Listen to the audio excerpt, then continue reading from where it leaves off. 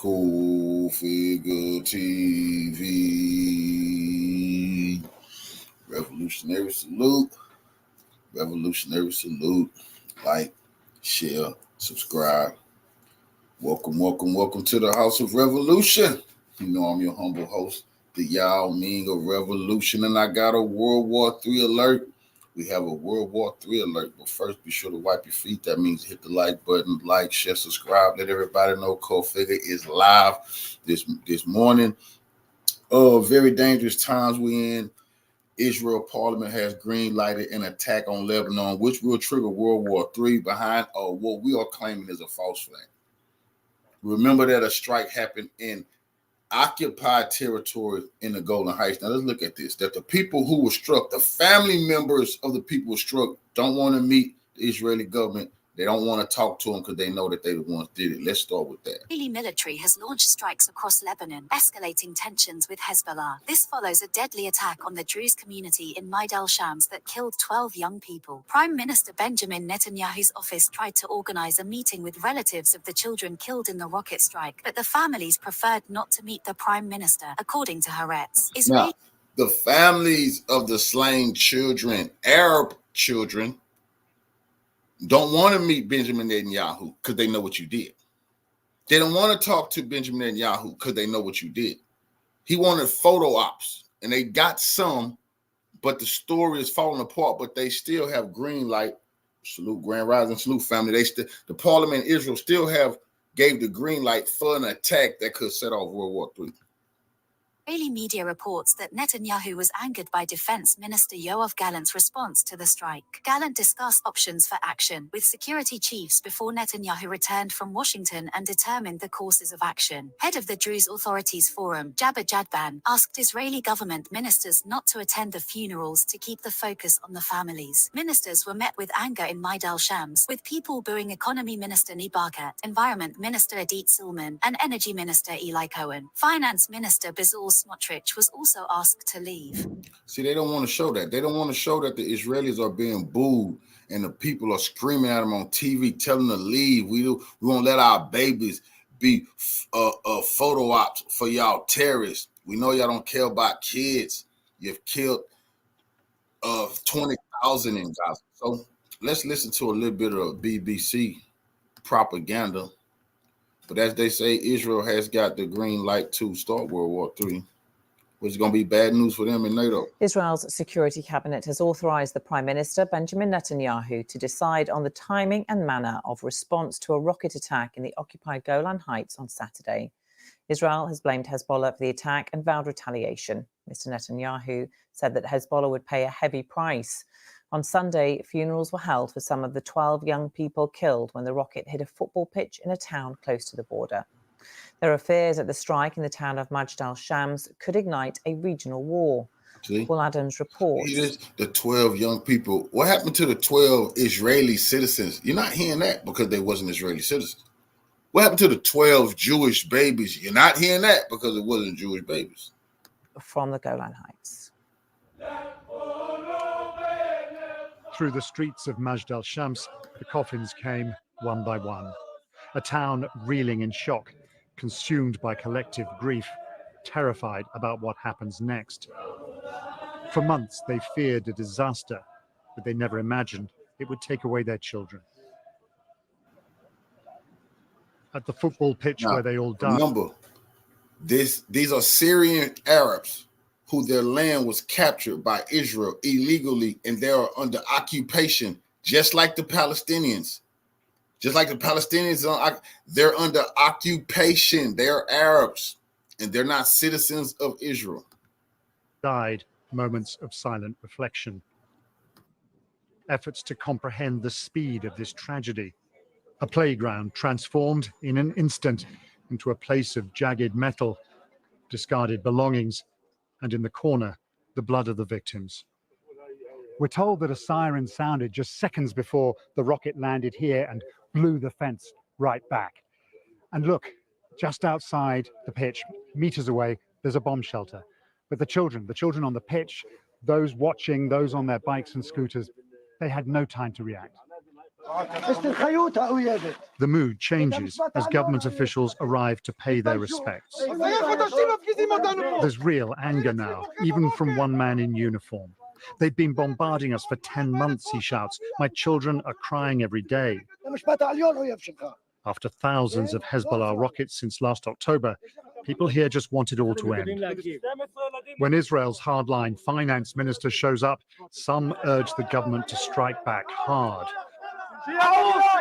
Nobody said. But others turn on him. Get out of here, you criminal, one says. Now that is what they're saying. Get the hell out of here, you criminal. You see how he just tried to sneak some propaganda in on y'all real quick. Others are saying strike back hard. Who? I haven't seen no people saying that. This is what we have been seeing. People saying, get the hell out of here, you criminal, because these are Syrians. These are not Israelis. And they don't want the Israelis coming in their territory, pretending like, oh, we're going to strike Hezbollah for y'all. Please, these people know goddamn well it was a setup. They know who slaughtered their babies. They not crazy. And they don't want Benjamin Netanyahu. They don't want the finance ministers, the racist Israelis coming around there using their dead kids for photo ops. Who were killed in Majd al-Shams, which is in Syria. And the Israelis have been pretending that this is that these are Israelis who were killed, that this is in Israel, and that they are going to punish Hezbollah for the strike, even though they can't prove or provide evidence that it was Hezbollah. Okay, so again, Majd al-Shams, just to show you on the map here.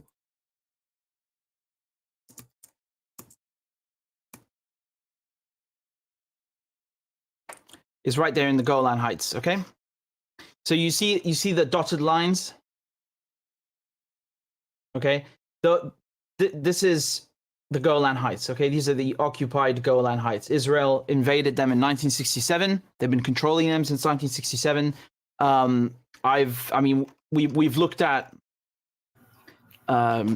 previous UN resolutions clearly saying this is Syria, but in case you had any doubt, there's United Nations Security Council Resolution 242, and there's also 497, which says that the Israeli decision to impose Israel's laws, jurisdiction, and administration in the occupied Syrian Golan Heights is null and void and without international legal effect. Okay? Null and void. So the Israelis are getting hyped up over something that is not in their territory. All right? And you can see here from this CNN correspondent that none of the 12 killed in the Majd al-Shams strike on Saturday are Israeli citizens. None.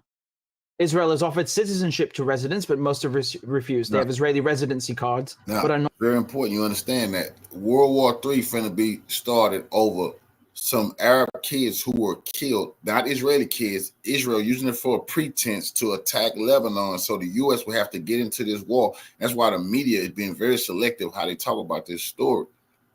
You know, are not considered citizens. Okay, so when it comes to the community. We're talking about Druze. Now, Druze, I'm saying Druze, not Jews. Okay, just to be clear, in case you're mishearing me.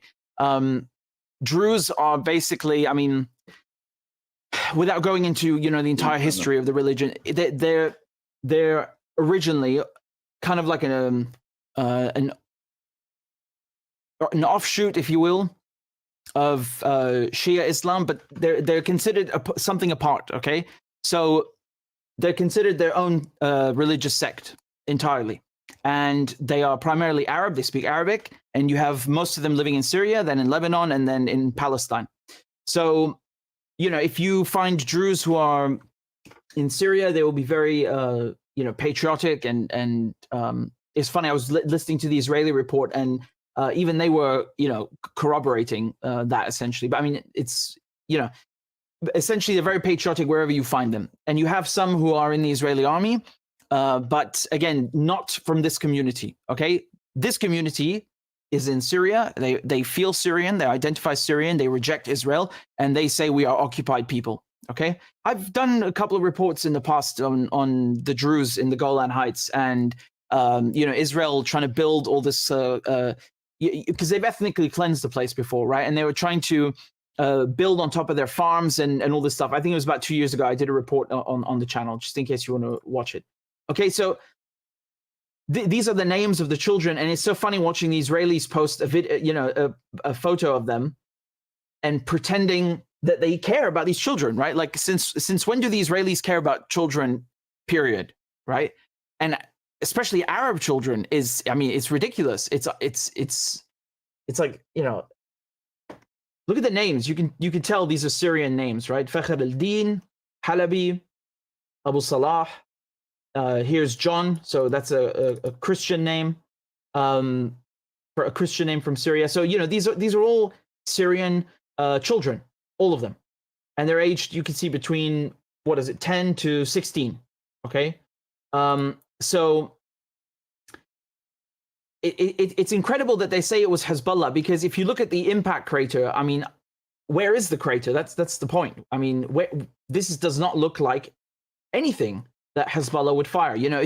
If you look at the rockets that Hezbollah have, the ordnance, we're talking about 50 kilograms of explosives minimum, 50 kilograms, 80 kilograms, and that is enough to leave a hole in the ground. Not only that, but they never fire one. They don't just fire one rocket. They fire barrages of Katyushas and unless we're talking about ATGMs, that's a completely different thing. The ATGM would have, again, also made an enormous crater. But just even the lightest warhead, we're talking about 50 kilograms. Where's the crater? Where is the crater? Okay, you would have holes everywhere across the entire pitch. Okay, so this doesn't make sense to me. The forensic evidence indicates that this was not Hezbollah. Not only that, but Hezbollah would admit, had they made a mistake, they would admit that they have done something. Look, I'll show you here, for example. Okay, this is from Asad Abu Khalil, professor. He says that Hassan reminds us that back in July War of 2006, an errant Hezbollah missiles fell on an Arab town in occupied Palestine, and Palestinians were killed. Hezbollah did not deny responsibility and officially and publicly offered an apology for the mistake. It was mentioned in a speech by Nasrallah. Okay? There's also another thing from Nasrallah where he's telling people to, also in the same July 2006 war, okay? Where he's telling the Arab Jews who live in Haifa to evacuate because they're in the way of the bombs and they don't want to hit them. Okay. ولعرب حيفا رسالة خاصة. أقول نحن حزنا ونحزن لشهدائكم ولجرحاكم. أنا أرجوكم وأتوجه إليكم أن تغادروا هذه المدينة. أتمنى عليكم أن تفعلوا ذلك. خلال الفترة الماضية إن وجودكم وما أصابكم جعلنا نتردد في التعرض لهذه المدينة بالرغم من أن الضاحية الجنوبية تقصف سواء قصفت حيفا أو لم تقصف حيفا. Yeah, so he's saying we don't want to hit you. You're in the way, basically. Because remember that Israel kind of they ethnically cleansed Arab Jews from all over the Middle East, Syria, Iraq, Egypt, Yemen, etc. So he's basically telling them, please get out of Haifa because we don't want to hit you by accident, okay?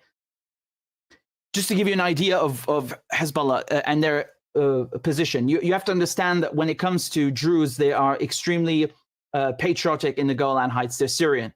They will go out with Syrian flags and pictures of al-Assad and the president, and they refuse to become Israeli citizens. They completely refuse it. So the idea that Hezbollah would hit these people who are not only their brothers and sisters and cousins and neighbors, literally, but also in residents of their closest ally, Syria, is ridiculous. Absolutely ridiculous. They would not do that. Just again, to be clear, this is like, it's like the United States shelling Canada. Why would the United States shell Canada? That makes literally no sense. Okay, just to give you an idea, it makes no sense. So, not only that, but Hezbollah have hit the Israelis over 1,000 times, over 1,500, 1,600 times. Okay. They have a live counter in their museum. It's over 1,600 times minimum since October 7th. Have you ever heard of them hurting a civilian? Any civilian? I think maybe there's one Israeli civilian, quote unquote, right? Like an actual person who is not wearing an IDF uniform. That's it. Hezbollah don't accidentally, drop things on people. That just has not happened. And the idea that out of all the places in the Golan Heights, it would happen on a Druze in Majd al-Shams, on a Druze town, is so far-fetched. You have to be a foreigner and or an idiot to believe that. You have to be someone with no idea who the Druze are, where Majd al-Shams is, what Hezbollah. And that's what the news been counting on. People not understanding the dynamics of this area. That's why I'm breaking it down and putting it out there, cleaning it up. Who the hell would believe Israel gave a damn about Arab children? Nobody does. And who the hell would believe Hezbollah is attacking civilians when they're openly fighting the Israeli military? Nobody believes that.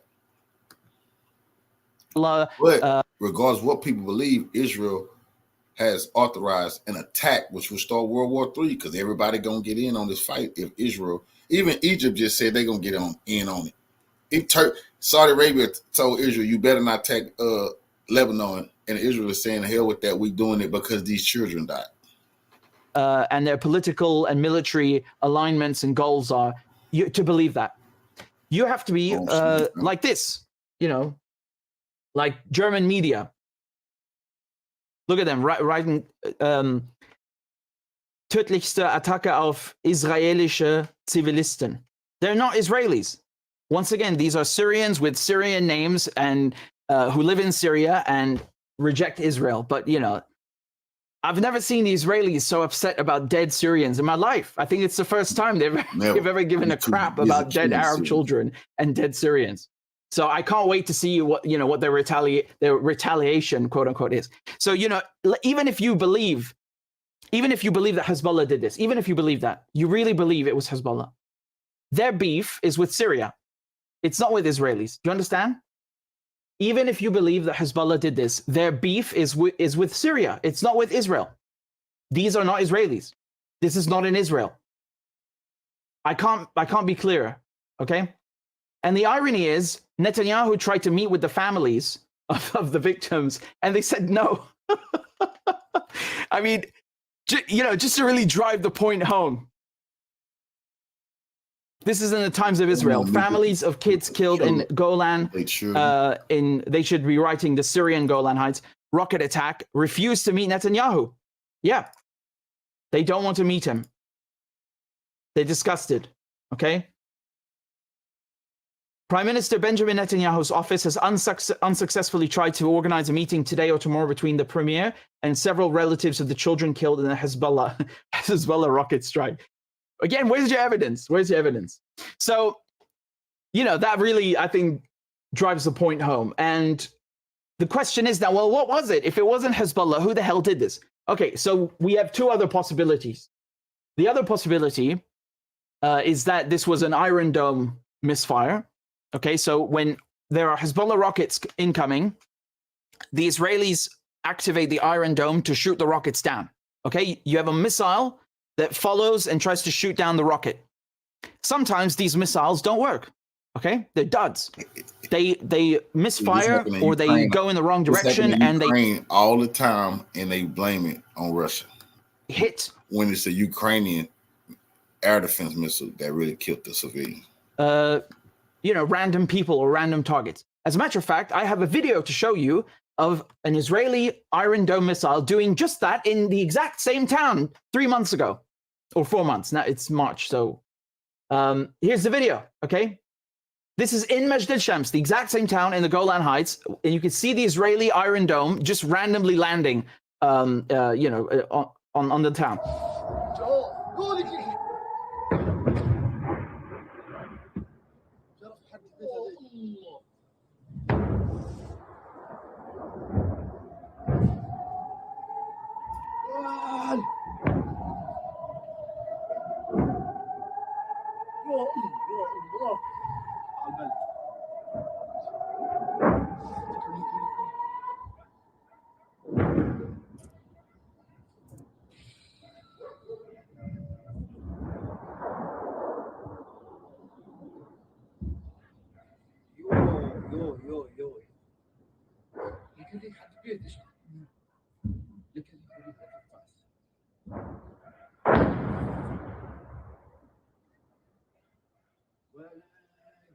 I'm going to read you a statement now. This is a statement from the head of the Druze initiative, okay, for El Risala.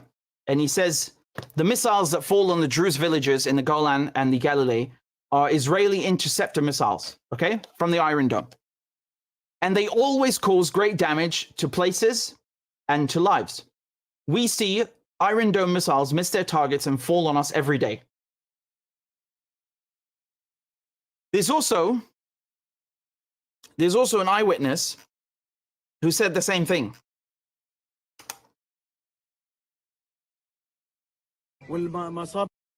Here, let me play the video for you. مصاب بجلل يعني قد مقتول 12 ولد ولاد 10 سنين و11 سنه يعني حرام وين الامن وين الحمايه وين على الناس. Right, so he's just saying what happened, you know, these victims are children. Where's the protection? Where's the security? ضربوا الصفاره راسهم طلع الصاروخ فيش ثواني. حسب الله انكروا القول هذا انه اطلقوا صاروخ اتجاهنا واغلب الظن انه كتبات برزيل لانه اللي شافوه في بعض حقائق بتبين ولموا اشظايا للصاروخ او كتبات ما نزلوش اللي انصاب هون وهذا عمل لو صاروخ كان عامل نزل عمق اكثر من هيك. هسه كتبات برزيل. Right, he's saying if it was a Hezbollah rocket, well, first of all, they wouldn't fire in this direction, and if it was from them, it would have caused, you know, much more splash damage, and it's more, in all likelihood, an Israeli interceptor. And I'll show you also this excellent thread from Michael Cobbs, who follows me. And I don't know if Michael's watching right now. I've used one of his threads before, which was very clinical and surgical, like this. But I can't remember what segment it was. But when I saw his name and the way it was made, I knew it was him. I knew it was him. So I want to just show you briefly how he reconstructed the whole thing. Okay, so here there's a video. Give me a second. So you can't see the full thread here. I'm going to pull it up on the other one so you can see all of it. All right, give me a second. So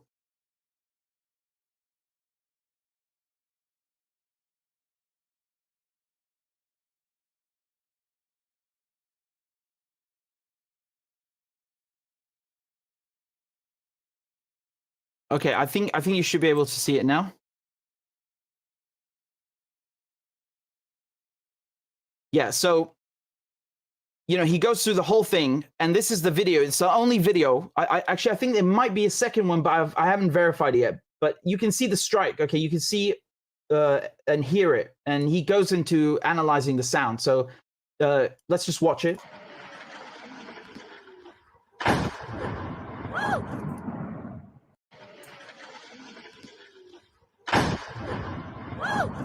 Okay, so and then he talks about the Doppler effect. So, you know, that's basically when you have like a police siren or a car whizzing past you, you know how it changes pitch.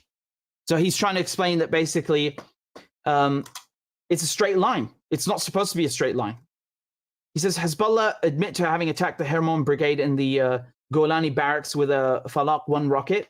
That's a ballistic rocket. It rises to a certain height, burns out and falls to the target, accelerated by gravity. Now, the frequency of the Doppler effect resulting from the acceleration and change in angle of the projectile to the viewer, and therefore necessarily always results in a curved shape. Okay, so it gets louder. You can see this is a spectrograph. Okay, it's a spec. It's a frequency analyzer. So it goes up, gets louder, and then it drops. But that's not what's happening. He's saying a straight line over 2 seconds suggests that the sound source is moving at a constant speed. That means with propulsion, meaning it is a rocket. Okay, so it's burning fuel. It's traveling at a constant speed. And that suggests that it's an Iron Dome rocket, an interceptor, because it relies on propulsion. Because the difference between a rocket and a missile is the rocket is, you know, you fire it and then you can't change where it's going to land. I mean, the weather might or something else, but you can't adjust it anymore, right? You have a certain trajectory and you fire it. With a missile, the missile can change, and usually it's going to have propulsion, and you know, it's burning up fuel and traveling. The sound is also going to be constant in this case. And so he's saying that the sound stops 0.5 seconds before the explosion. With a ballistic missile, so when it's falling, the sound is created solely by the draft of air and cannot be switched off. For an interceptor, however, it is plausible that the engine is switched off in order to stabilize the flight path. Okay, so the fact that the sound cuts off just right before the explosion, it suggests that it's a missile even more.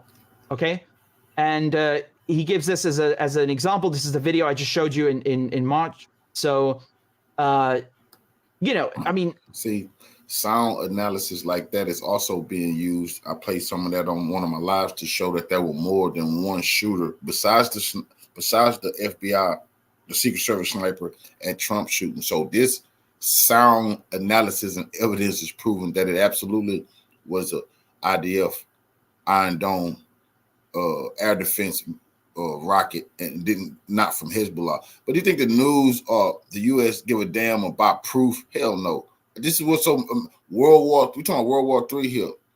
And these people don't want facts. Excellent thread and very clinical. It's just adding forensic evidence in addition to the fact that I told you that Hezbollah would never fire at this place. If they did, they would admit it. There is no precedent for it. They're very precise in their strikes. They have been the entire last 9 months. In addition to the photographs where there's no crater, there's no damage visible. Typical of a Hezbollah rocket. We also have the sound, which we can analyze and use to determine what happened. And also, just use your brains for a second. We're talking about Israel. What is there in this world that the Israelis have not lied about? Have they not crushed hundreds of people and then claimed that Hamas, do you remember at the Baptist hospital, Al-Ahli hospital, they killed hundreds of people and then said that it was Hamas? That a Hamas rocket did that. When has Hamas have fired thousands of rockets at Israel? When has one of those rockets ever killed hundreds of people? Ever. And now suddenly, the exact same area that we can see and we know Israel was bombing, Hamas killed hundreds of people. I mean, the things they lie about are so easily disproven. They lie about who they tell you they come from the Middle East, when the Ukrainian and Polish. There's nothing they won't lie about. They kill children every single day. You think they give a crap about Arab children? They're only trying to use this as a political piece of capital so that they can convince their patrons in the United States that they have to go and bomb Lebanon. They can't start the war that they want because they're too cowardly to do it. So they need US support to help them. And now they're trying to come up with a reason. Remember, Netanyahu went to Congress and he was standing there and telling them how evil Iran is and all this and that.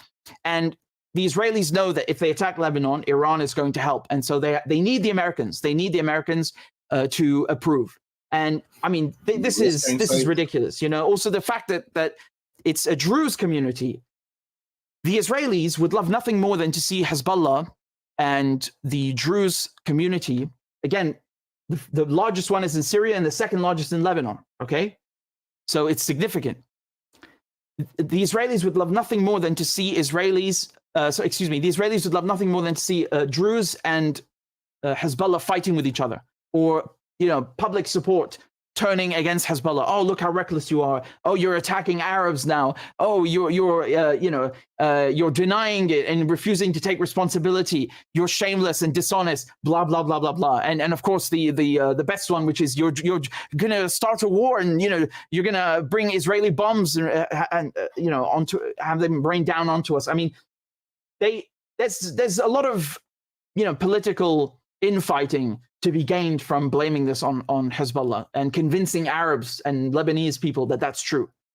So, look, I mean, the people in the town itself in Majd al-Shams are saying it was Israel. And you can see here, Shmotrich, okay? Again, what a Middle Eastern name, Shmotrich.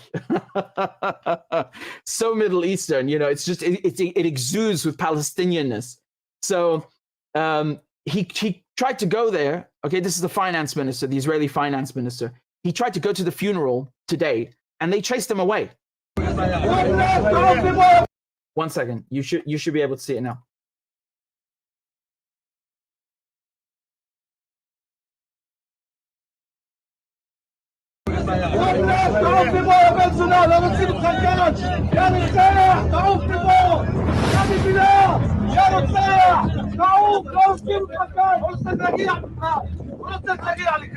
بالك على دم شلبانين شلابه كل بعيون هو على الكل يلا تعوف تعوف يلا ميته.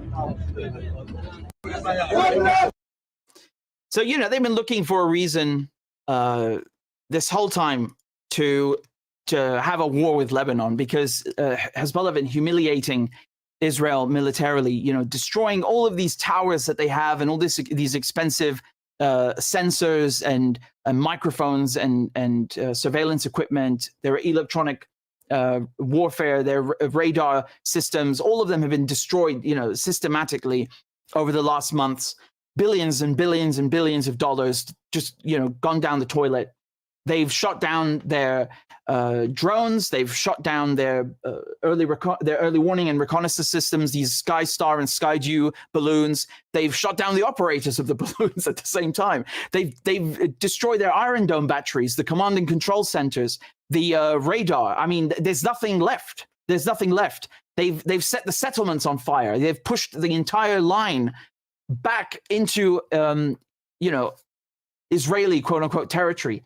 So there's nothing that Hezbollah have left to humiliate the Israelis with. And so now they think, okay, this is a good opportunity to paint the Israelis as victims. May I just point out the irony of this being a football field? So when I and others and myself are criticizing Israeli athletes for being soldiers, for supporting the genocide in Gaza, and for breaking the impartiality rules of athletes at the Olympics, and exposing the fact that they have murdered hundreds of Palestinian footballers and destroyed Palestinian football fields.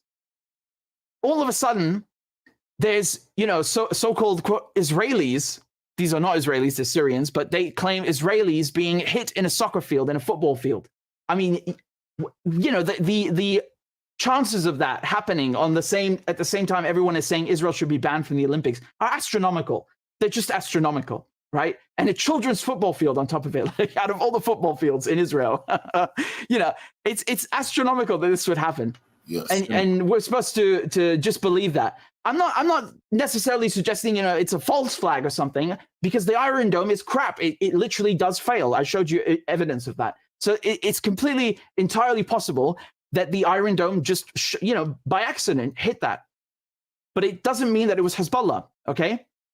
And the Israelis would absolutely use this, try to capitalize off of it, and find an excuse to go in and bomb Lebanon and level Beirut and, do whatever else they want with the Americans. So absolutely, entirely possible that they would do that. Just like they took advantage of Al-Aqsa flood on October 7th to start a genocide, why wouldn't they use this as an opportunity as well? Especially when they have morons like these people in German media who can't read maps, who can't read maps and don't know anything about the Middle East and, are just, making up this idea that this is Israel and these are Israelis. I mean, of course, who better than Western journalists to fall for this crap? So, the Israelis now, they're copying what Iran did with keeping people guessing, So you remember when Israel bombed the Iranian consulate in Damascus, Iran did not strike immediately. Iran gave time, to the United Nations Security Council to hash it out diplomatically. They wouldn't even apologize, nothing. They waited for 2 weeks and they kept the Israelis guessing and guessing and guessing what's going to happen, keep them on edge. I think that the Israelis are trying to copy that strategy and keep Hezbollah and Lebanon and the world on edge by not, playing their hand and revealing their plans too soon. I mean, again, it's only been 24 hours or a little over 24 hours, but nevertheless, you remember when Yemen struck Tel Aviv, or Jaffa as it's actually called, and has been called for thousands of years. They went and bombed Hodeidah immediately, right? And that was way more humiliating and actually happened, in so-called Israel. It actually took place in occupied Palestine. So, I think they're trying to copy that, and this is just I love this so much that the families told Netanyahu to go to hell. I think that's so funny, and not just him, but Smotrich also at the funeral. I find that so funny. It's what I'm talking about when I tell you that Druze are very patriotic. This is exactly what I mean. Is that, you know, they're not going to go and blame Hezbollah. They're not going to go and start believing lies because it's expedient. They're not going to pretend that they're Israelis. No, they're very clear about where they stand. And watching this dirtbag, you know, talk is just so funny. In a soccer field in Majd al-Shams in northern Israel, Hezbollah then lied Hezbollah to the whole world and claimed they did not carry out this attack. This is a lie. We can confirm that Hezbollah... Okay. Just to remind you, this is the same man. This is the same man who pointed at a calendar, you know, Monday, Tuesday, Wednesday, Thursday, the days of the week, and said that this is a hostage nannying schedule for Hamas fighters. This is the same man. So I wouldn't take anything that he says seriously at all. Not even one, you know, we don't need a grain of salt. We need kilos of salt, okay? Once again, you remember he went into Gaza on the ground and he pointed at a calendar, just an Arabic calendar with the days of the week, and said it's a hostage nannying schedule. I think he was pointing at a bunch of like toilet seats and saying that this is a tunnel entrance or something. Murdered 10 children in this brutal attack and injured more than 20. So about children, the same day, not only did the Israelis kill children in general, okay, not only did they kill Palestinian children in general, Arab children in general, but they also killed another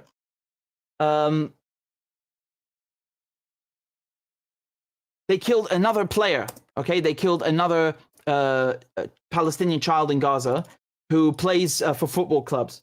So they managed to further damage a youth football academy in Gaza in the same morning and kill another Palestinian child who's a football star. So, you know, I find this very difficult to believe that the Israelis care about dead Arab children playing on a football field when all they do is bomb Arab children every single day, literally 24 hours a day, literally every day. That's a fact. Again, the primary victims in Gaza are children and women. That's a statistical fact. We have their names.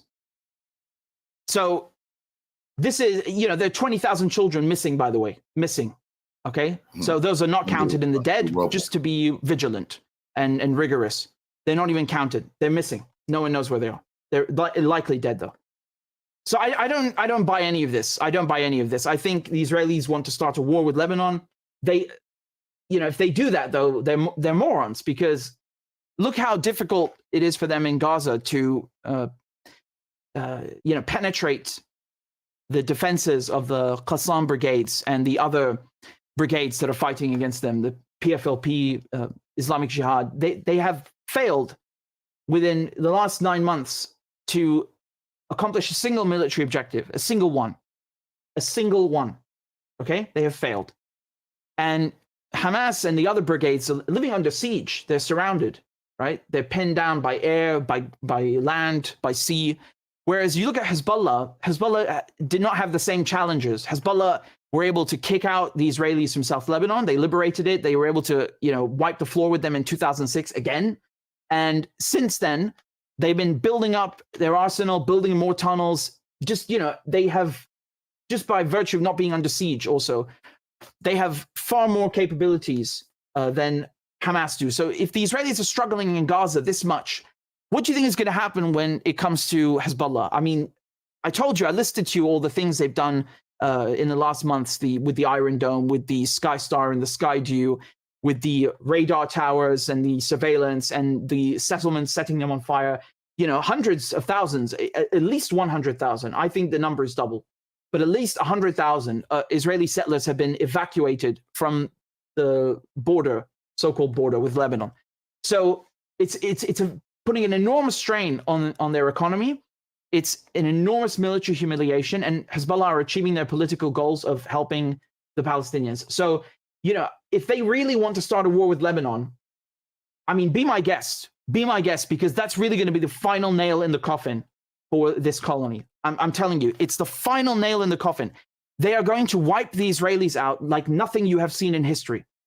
Do you know all the petrochemical sites where the Israelis store all these flammable, very, very flammable materials? Hezbollah published a video last month with their drone, which is an undetectable surveillance drone, as a message to the Israelis, like, we have eyes on Haifa. We can see your military ships. We can see your economic sites. We can see all the storage facilities. We will blow them sky high if you try anything, if you change the rules of engagement, if you change the equation, if you try to escalate. These are going, okay? They're going up in smoke and up in flames. And then they filmed the spy base in on Mount Hermon, which, you know, they've struck before. Actually, Iran wiped it out on April 13th, and Hezbollah hit it again. And they filmed it for good measure because the Israelis love going and rebuilding it all the time. So they can hit the spy bases, the economic sites, the ports.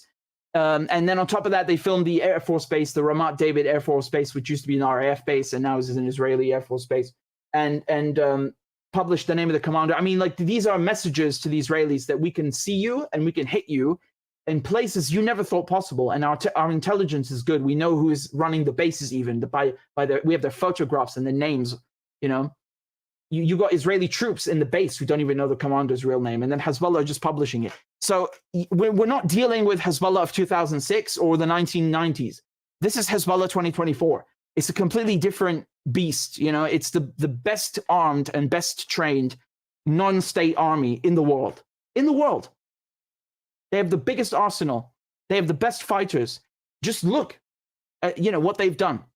So if Israel want to go ahead and have Haifa up in flames, I mean, okay, be my guest. Really, be my guest, because to quote an Israeli military official, this war will be over in 24 hours. That's how bad Hezbollah are going to wipe the Israelis, wipe the floor with the Israelis, rather. So go ahead, you know, and especially if you're going to do it over Syrians, I mean, wow, what an honor.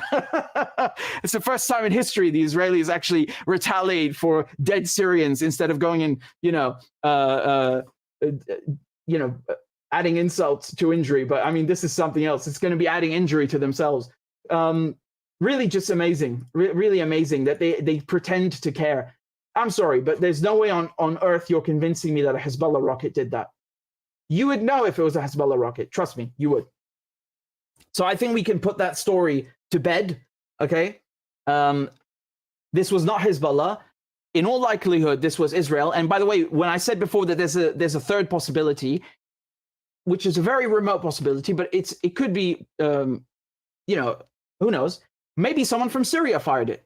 Again, this is the Golan Heights, right? It's in Syria.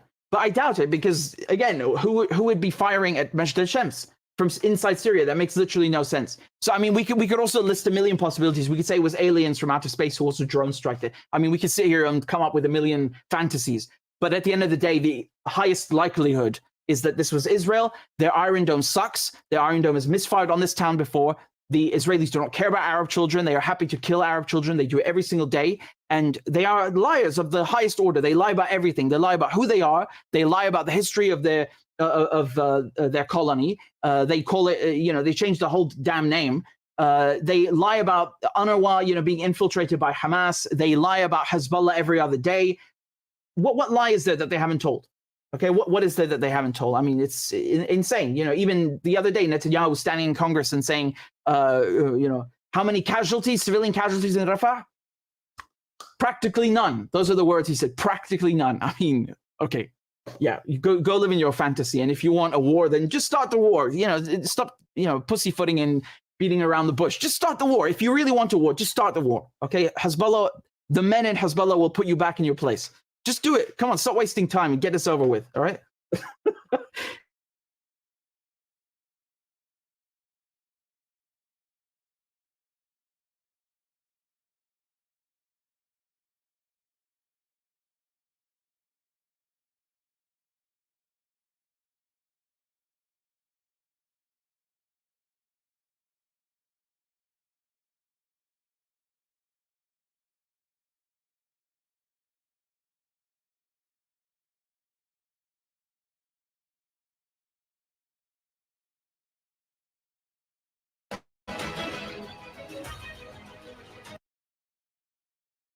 511-4620, Learjudge from President Erdogan of Turkey just a few hours ago that Turkey may need to enter Israel.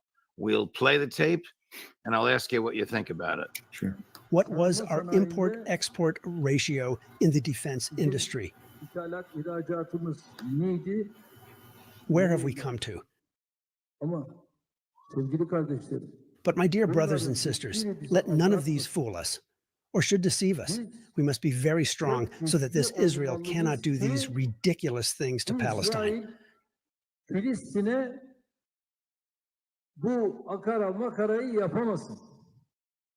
Just as we entered Karabakh, just as we entered Libya, we will do the same to them.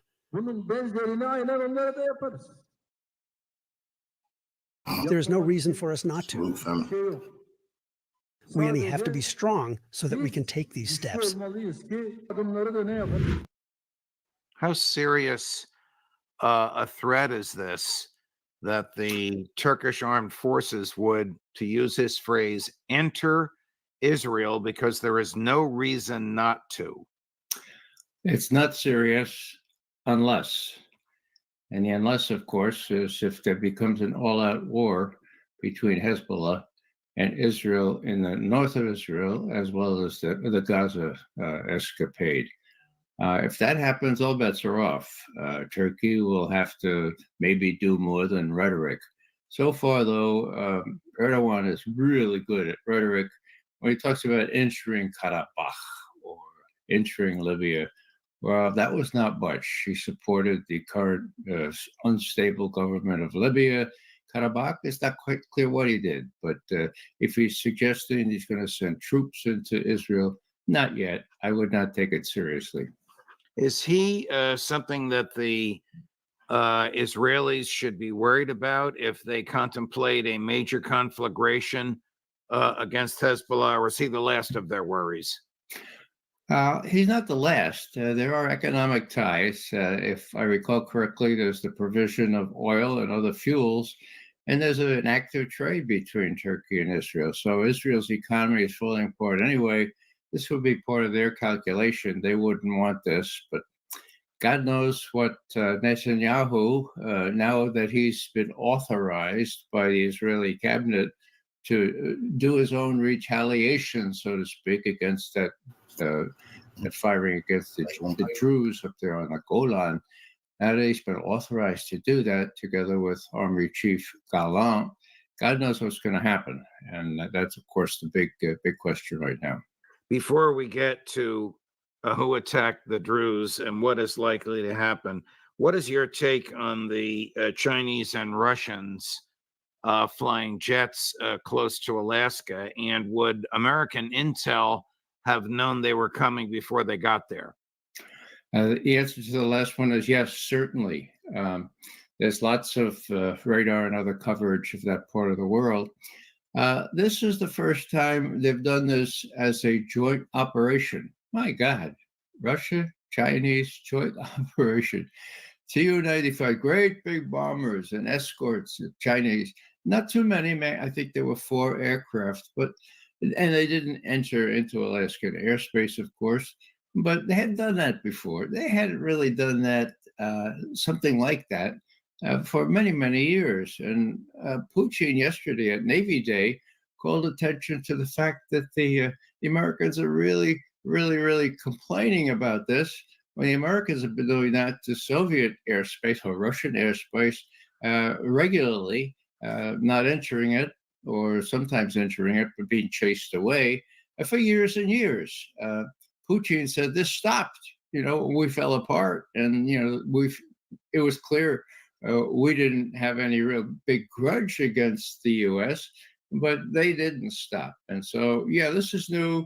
And besides that, note that on Navy Day, says Putin, Chinese ships are participating for the first time up there in St. Petersburg.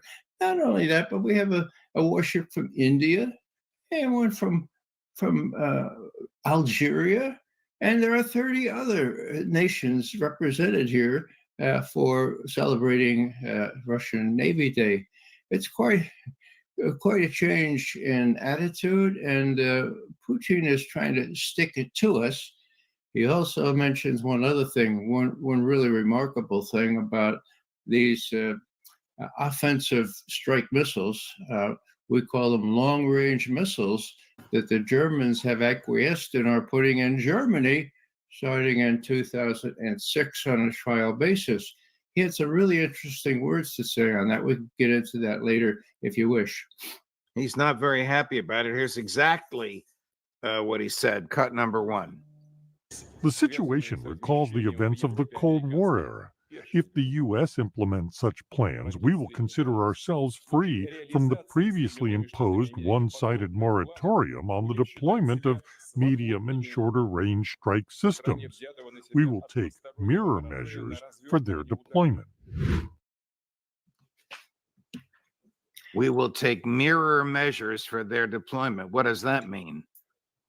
Well, it simply means that they'll match us tit for tat.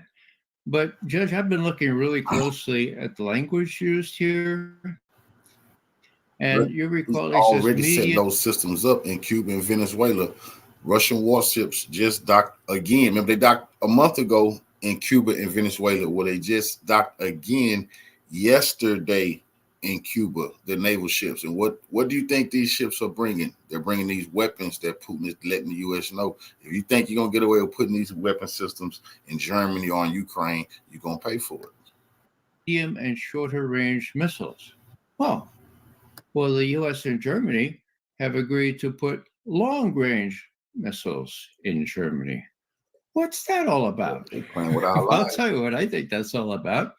Long-range missiles are entirely unnecessary for the U.S. We have a strategic duel that won't quit.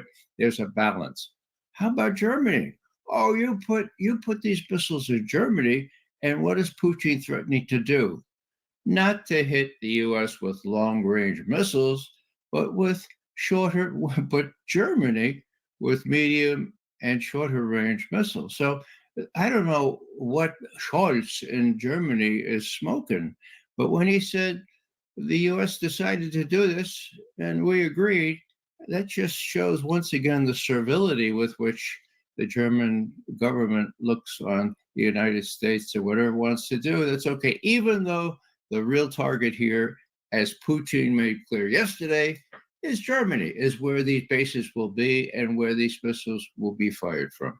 All right. Last question on all of this. Why more Russian naval ships in Havana Harbor? Well, the last time around, about a month ago, you could explain it by, well, it was pre-planned. Well, I don't know if this was pre-planned or not, but pre-planned or not pre-planned, it sends a really, really graphic signal, doesn't it? I mean, look what happened in 1962 when Russian ships went into Cuba. There it was a strategic challenge which John Kennedy arose to. Now, I'm not saying that they're going to put missiles in Cuba. They're not. But they're demonstrating their ability to operate in our territory here. Monroe Doctrine be damned. And worse still, that the Venezuelan election yesterday turned out that Maduro's people won. That's a big win for the Russians as well, and a big win for the Venezuelans, in my view. What's your take on all of this extraordinary military activity? Is Putin trying to send a message to the ailing Joe Biden and ascendant Kamala Harris? I think it's more to Blinken and Sullivan. They don't seem to be fully with it, actually. They still don't seem to realize that they can't play Russia off against China or China off against Russia, as they've been telling the president for the last 3 years. They don't seem to realize that this is playing with fire. And what Putin is doing every demonstrative act that he can, whether it's near Alaska, whether it's down in Cuba, whether it's in St. Petersburg for the Navy Day celebration, he's trying to do it. Now, my fear is that Putin will have to decide that he's still not getting through to these guys, and that they have real incentive to cause some problems before the election, maybe start a little war here or there. And so the next step that the Russians will have to do would be more explosive in the figurative as well as the real sense of that word. Wow.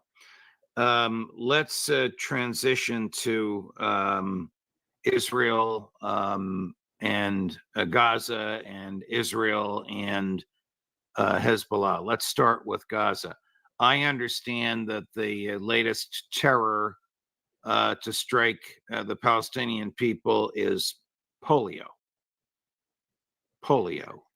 and that some of the right-wing members of President or Prime Minister Netanyahu's cabinet have encouraged the spread of polio as a way to degrade the population and bring about what Netanyahu told the Congress he wanted: total victory.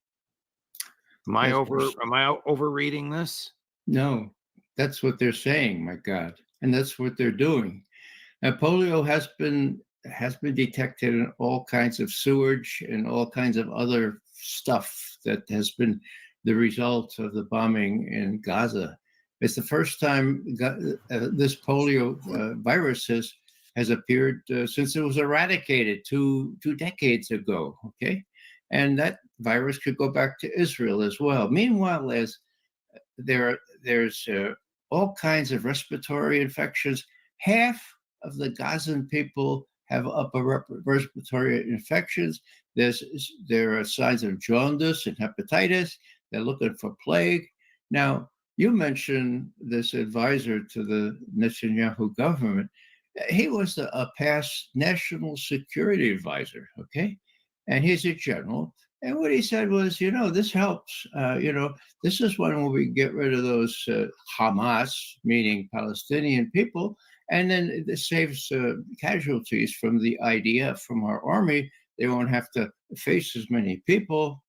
And so this is one way of doing it. In other words, make sure that they don't have any hospitals to go to, or when they hurt themselves, when they step on a nail, for God's sake, there's no antibiotic to prevent it from becoming gangrene or becoming lockjaw or whatever.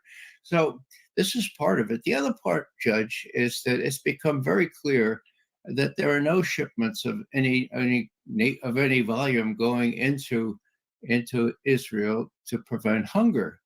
So you've got disease and you got famine, human-induced famine.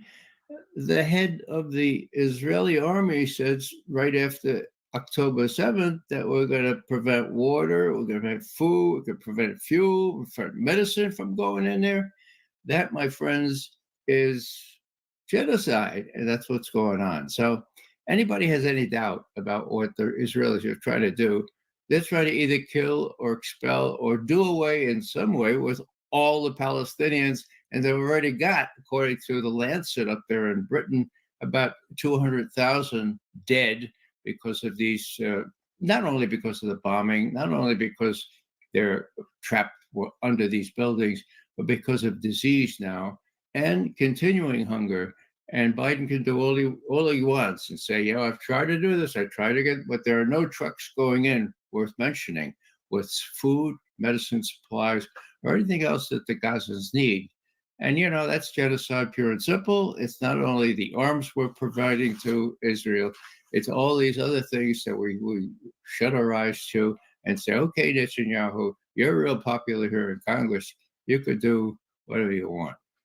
Who attacked the Druze teenagers in the Golan Heights as they were playing soccer over the weekend? I was very suspicious at first, Judge. I looked for a false flag attack. If the Israelis want to go against Hezbollah at big time, then they would need something like that.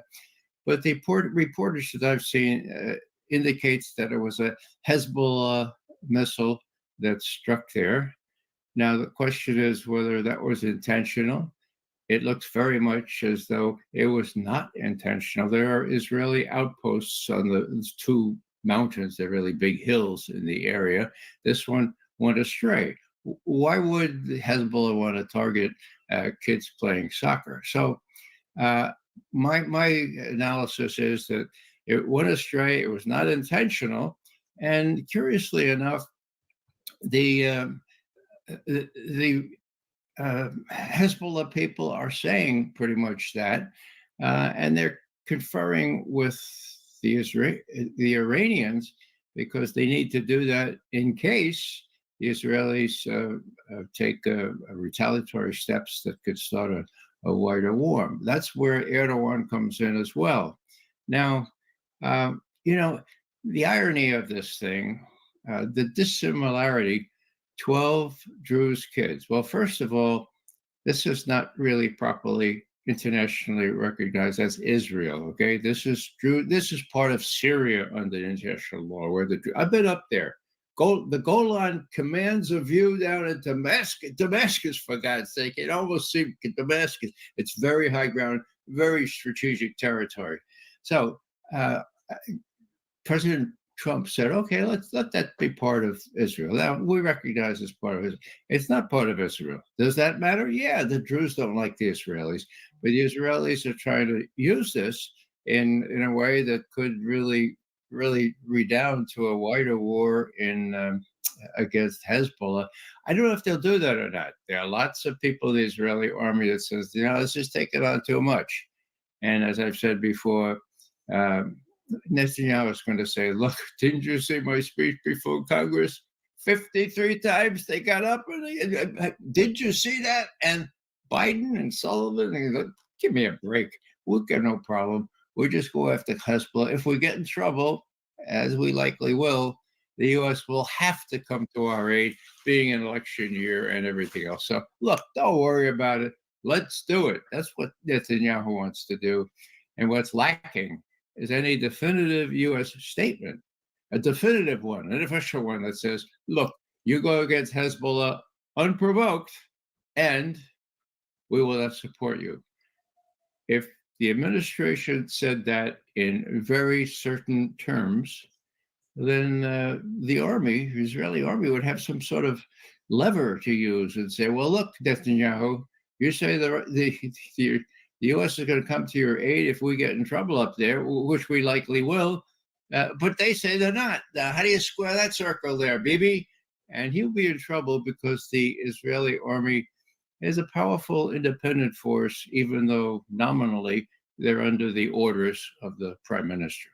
Here's the foreign minister of Lebanon talking earlier today about who is more likely than not to have caused the death of these teenage soccer players. So we don't know who did it. I know Hezbollah is accused by Israel that they did it. Hezbollah refuses. My feeling is that why would Hezbollah do it to kill Arabs, to kill Syrians? And Hezbollah has been, always targeting military positions of Israel, not civilians. The number of civilians killed in Israel were less than 7, while in Lebanon over more than 100 killed by Israel in Lebanon. So I cannot understand why would Hezbollah do it. There's no logic in it. Why would Hezbollah intentionally kill its own children? That's the key. There's lots that can go wrong in war. And my best guess is that this was not the target, obviously, for what reason, and that it could have been an Israeli defense like a dome surface-to-air missile that missed or fell down, as often happens in this kind of war. The other thing is that, if Hezbollah wanted to advertise this shooting, and it did shoot other missiles at the same time, it would have bragged about it. It did not brag about it. It did not take responsibility. Right. So that's also the same point that the foreign minister was making. Are you concerned about the employment of American intelligence in the creation of a false flag For example, the CIA persuading the president that Iran has a nuclear weapon or some other untruth in order to provoke the U.S. to give a green light to Israel? Yes, I am. And a recent example would be Tony Blinken telling the world that Iran is very close, maybe a week or two away from having enough enriched uranium for a nuclear weapon. Okay. Well, the reality is that since 2007, to its credit, the intelligence community has said there is no evidence that Iran is working on a nuclear weapon. And so when you confuse or you conflate highly enriched uranium with a nuclear weapon, you still need a weapon to put that highly enriched uranium in, right? And they've not been working on that as recently as March at the latest worldwide threat briefing by the Director of National Intelligence. That same estimate, going back to 2007, that Iran is not yet working on a nuclear weapon, obtained. Now, would my former friends there in the analysis part of the agency try to doctor the next estimate? I don't think so. There's so much on the record. But would the operative people, if Blinken said, "Hey, you operations guy, you operations guys in the CIA, see if you can make some event or make some finding of a desktop treasure trove of stuff showing that Iran is now working on a nuclear weapon." I have to add a caveat here. About a month ago, Iran, under great duress, some of its high generals said, "Look, we may have to revisit this. I mean, we know there's a religious edict against it, a fatwa, but the circumstances, and we may have to revisit this business about not making a nuclear weapon." But that was just a one-off thing, and I see no evidence, and of course I wouldn't see the real evidence, no evidence yet rhetorically or in the open press that they've done that. Let me ask you a couple questions about your former colleagues. Would the CIA have known what Netanyahu was going to say to Congress before he delivered the speech? Oh, sure. He gave the text to his to the White House, and normally the White House would share that with the agency. The agency would have no real ability to comment on it other than to say, "Oh, that's great, that's great." Contrary-wise, on a presidential speech, it used to be the practice that the CIA would be able to comment on things like claims of weapons of mass destruction, that kind of thing. But when Netanyahu speaks, no, the CIA, nobody has anything to say about it, and the State Department would be too timid to even change, probably to maybe. Would Mossad have known of Joe Biden's withdrawal from the presidential race before he announced it? And would Mossad have known what he was going to say to the American public last Wednesday night before he said it? On the former, no. Joe Biden didn't tell anybody. Didn't even tell his campaign staff. He told them a minute before he went on, or before he allegedly. Well, you once told me that Mossad knows what's going on inside the White House. Yeah, but if nobody inside the White House knows what Joe Biden's going to do, then neither does Mossad. My point is simply that Joe Biden didn't tell anybody what he was going to do. He let his campaign staff keep saying he was going to hang in the race until a minute before he did that tweet, for God's sake, and say, "No, I'm not going to run again." And so how could Mossad know that? So in this case, the Mossad did know it. The other question you had, what did Mossad say, or what did they know before? What was the his speech to the American people? I'm trying to find out how deep into the White House Mossad surveillance goes. Would Netanyahu have known, or to whomever Mossad reports, what Biden was going to say to the American public from the Oval Office last Wednesday night before he said it? Yeah. I don't know. I don't know that it matters very much on this kind of thing. You could piece together what he was going to say, whether they were given whether someone within the White House gave them a preliminary draft or not. I don't know, but it's possible, but I don't know if it really matters all that much. Ray McGovern, thank you, my dear friend. Always fascinating to chat with you. Look forward to seeing you with Larry Johnson and the Intelligence Community Roundtable on Friday afternoon.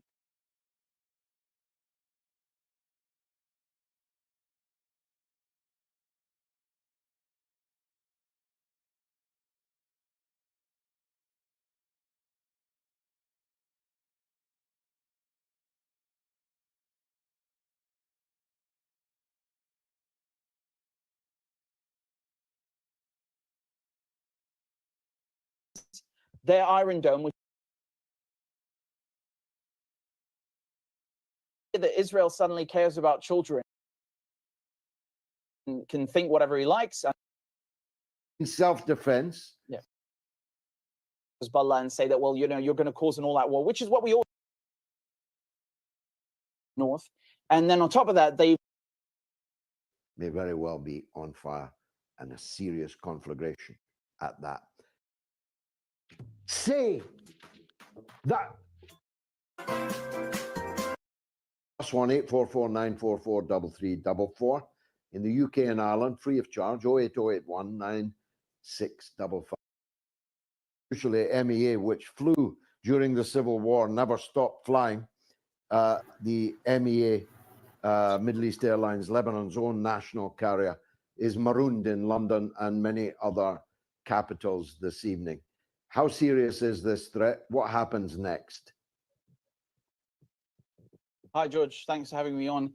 Well, we've been saying several times in the last months that there could be war with Lebanon and Israel. And honestly, I think the Israelis, if they want a war, they should just hurry up and start it instead of trying to find an excuse with the Syrian Druze children that they killed. Because the minute that they start something with Lebanon, the gates of hell are going to be open on them. And again, I don't say that as a you know, a matter of opinion or because I would like that to happen. I'm just stating this as an objective fact. For the last months, and keep in mind, we're not at the real war yet, right? But nevertheless, for the last months, we've seen Hezbollah systematically dismantle all of the radar towers, the surveillance, the electronic warfare capabilities that the Israelis have, costing them billions of dollars. We've seen Hezbollah flying the new Hudhud drone over the petrochemical sites, the Haifa port, both military and economic assets. We've seen them also fly over the top. So this is at the highest altitude of 2,000 meters, the top Israeli spy base in the occupied Syrian Golan Heights. We've seen them also fly recently over the Ramat David Air Base. So we've also seen the early warning systems and reconnaissance taken out, these giant balloons, the Skystar 330 and the Skydew. So there's nothing that they've left out. They've blinded the Israelis effectively. They've taken out their eyes and ears in the north.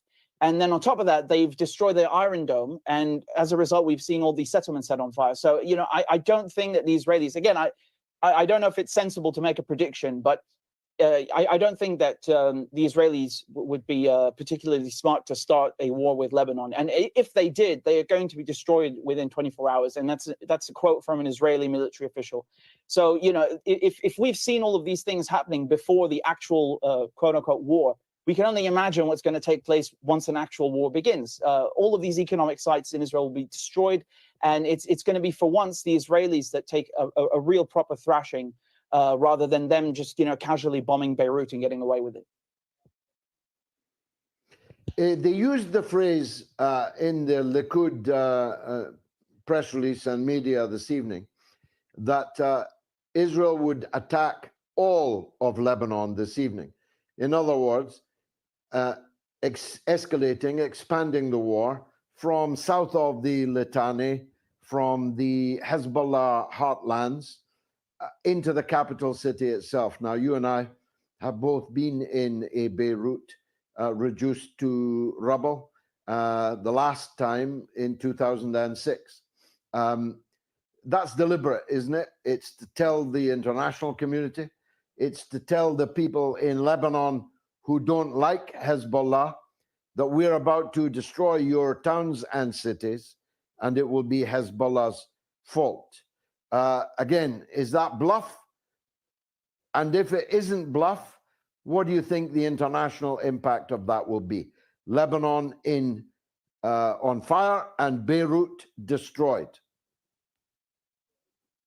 Yeah, I remember in 2006, I wasn't in Beirut, but I was next door in Damascus. So, I mean, just, an hour, 2 hours away. And, there was a real risk of the war spreading, and everyone's glued to the TV, and you could see them bombing the dams, the civilian infrastructure, and they even developed this Dahia doctrine, basically that, you're supposed to use disproportionate force to level civilian apartment buildings and infrastructure, which is a war crime. There's, let's be unequivocal. And nevertheless, of course, it's an Israeli military doctrine. But yeah, what you're saying, George, when you're quoting these Israeli statements, that is the intended effect. It's to scare the Lebanese into turning against Hezbollah. And basically, it's a typical divide and conquer strategy. Like, rather than the Israelis trying to do psychological warfare directly, they'll plant a seed in people's minds and then try and have them go and act it out and spread that kind of propaganda against Hezbollah and say that, well, you're going to cause an all-out war, which is what we always hear, to be honest. You always have this criticism, but I think it's not a fair one. It's not one anchored in reality. If you look at the last 9 months, Hezbollah have been striking Israel almost on a daily basis. They started on October 8th. They've struck Israel over 1,600 times. Not once have they faltered with the rules of engagement and caused the Israelis to turn it into an all-out war. So they've been very, when it comes to Nasrallah as a strategist, he's been very good at keeping it contained.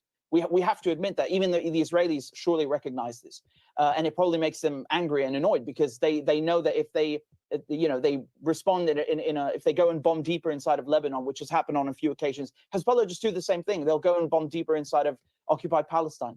So I'll just quote something to you that I read in The Guardian a few hours ago, and they were interviewing people in Lebanon, and one person said they don't vibe with Hezbollah's lifestyle, but they do trust them to protect Lebanon because they're not foreigners. They're just defending their homes. And I think that really encapsulates how most Lebanese feel. Not all of them, but the majority. The foreign minister of Lebanon made the unassailable point that if the belly is to be the explosion on the sports field in Majd al-Shams, then it has no basis in international law. None of the casualties were Israelis. All of them were Syrian nationals of the Druze faith. And the Golan Heights does not belong to Israel. It is illegally occupied territory. So you cannot claim to be acting in self-defense when an incident, whoever was responsible for it, and I made my own views clear in my monologue, when the incident didn't happen in your country or to your compatriots. Absolutely, George. Yeah, you're 100% correct. I mean, the only country in the world that actually thinks the Golan Heights are Israeli is the United States, and that's because of Donald Trump. So he broke with decades of United States foreign policy. And if you look at United Nations Security Council Resolution 242, which was passed after the '67 war, where they tell the Israelis to leave all the occupied territories, that includes the Golan Heights. And there are subsequent resolutions also in 1918, 1981, telling the Israelis that their annexation is, quote, null and void. So under international law, the Golan Heights are Syrian. And, of course, Donald Trump can think whatever he likes, and they named a settlement after him called Trump Heights, which sounds ridiculous, but it doesn't change the fact that the people in Majd al-Shams are Syrian, and they're Druze. And if you look at the list of casualties, you'll see from the names, these are all Syrian names. You have Druze names and Christian names, but they're all Syrian. And the thing is, the Israelis are purposely diluting and obfuscating and trying to make it seem like they are Druze citizens of Israel, which is ridiculous because most people who live in most of the Druze community in the Golan Heights rejected Israeli citizenship. I know that the argument Israelis will make is that, well, you know, they're allowed to serve in the Israeli military, but not from this community. Those are in other parts of, you know, so-called Israel. The Syrians in the Golan Heights, the Druze, reject Israel. The majority of them want nothing to do with Israel. They are occupied people. They identify as occupied people, and they identify as Syrians. And they proudly come out and protest with the Syrian flag.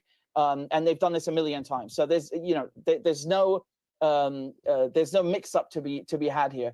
And to be honest, this idea that Israel suddenly cares about children when they've been murdering children every single day, the same day, just yesterday morning, they killed 50 people in Deir al-Balah in Gaza, among them children.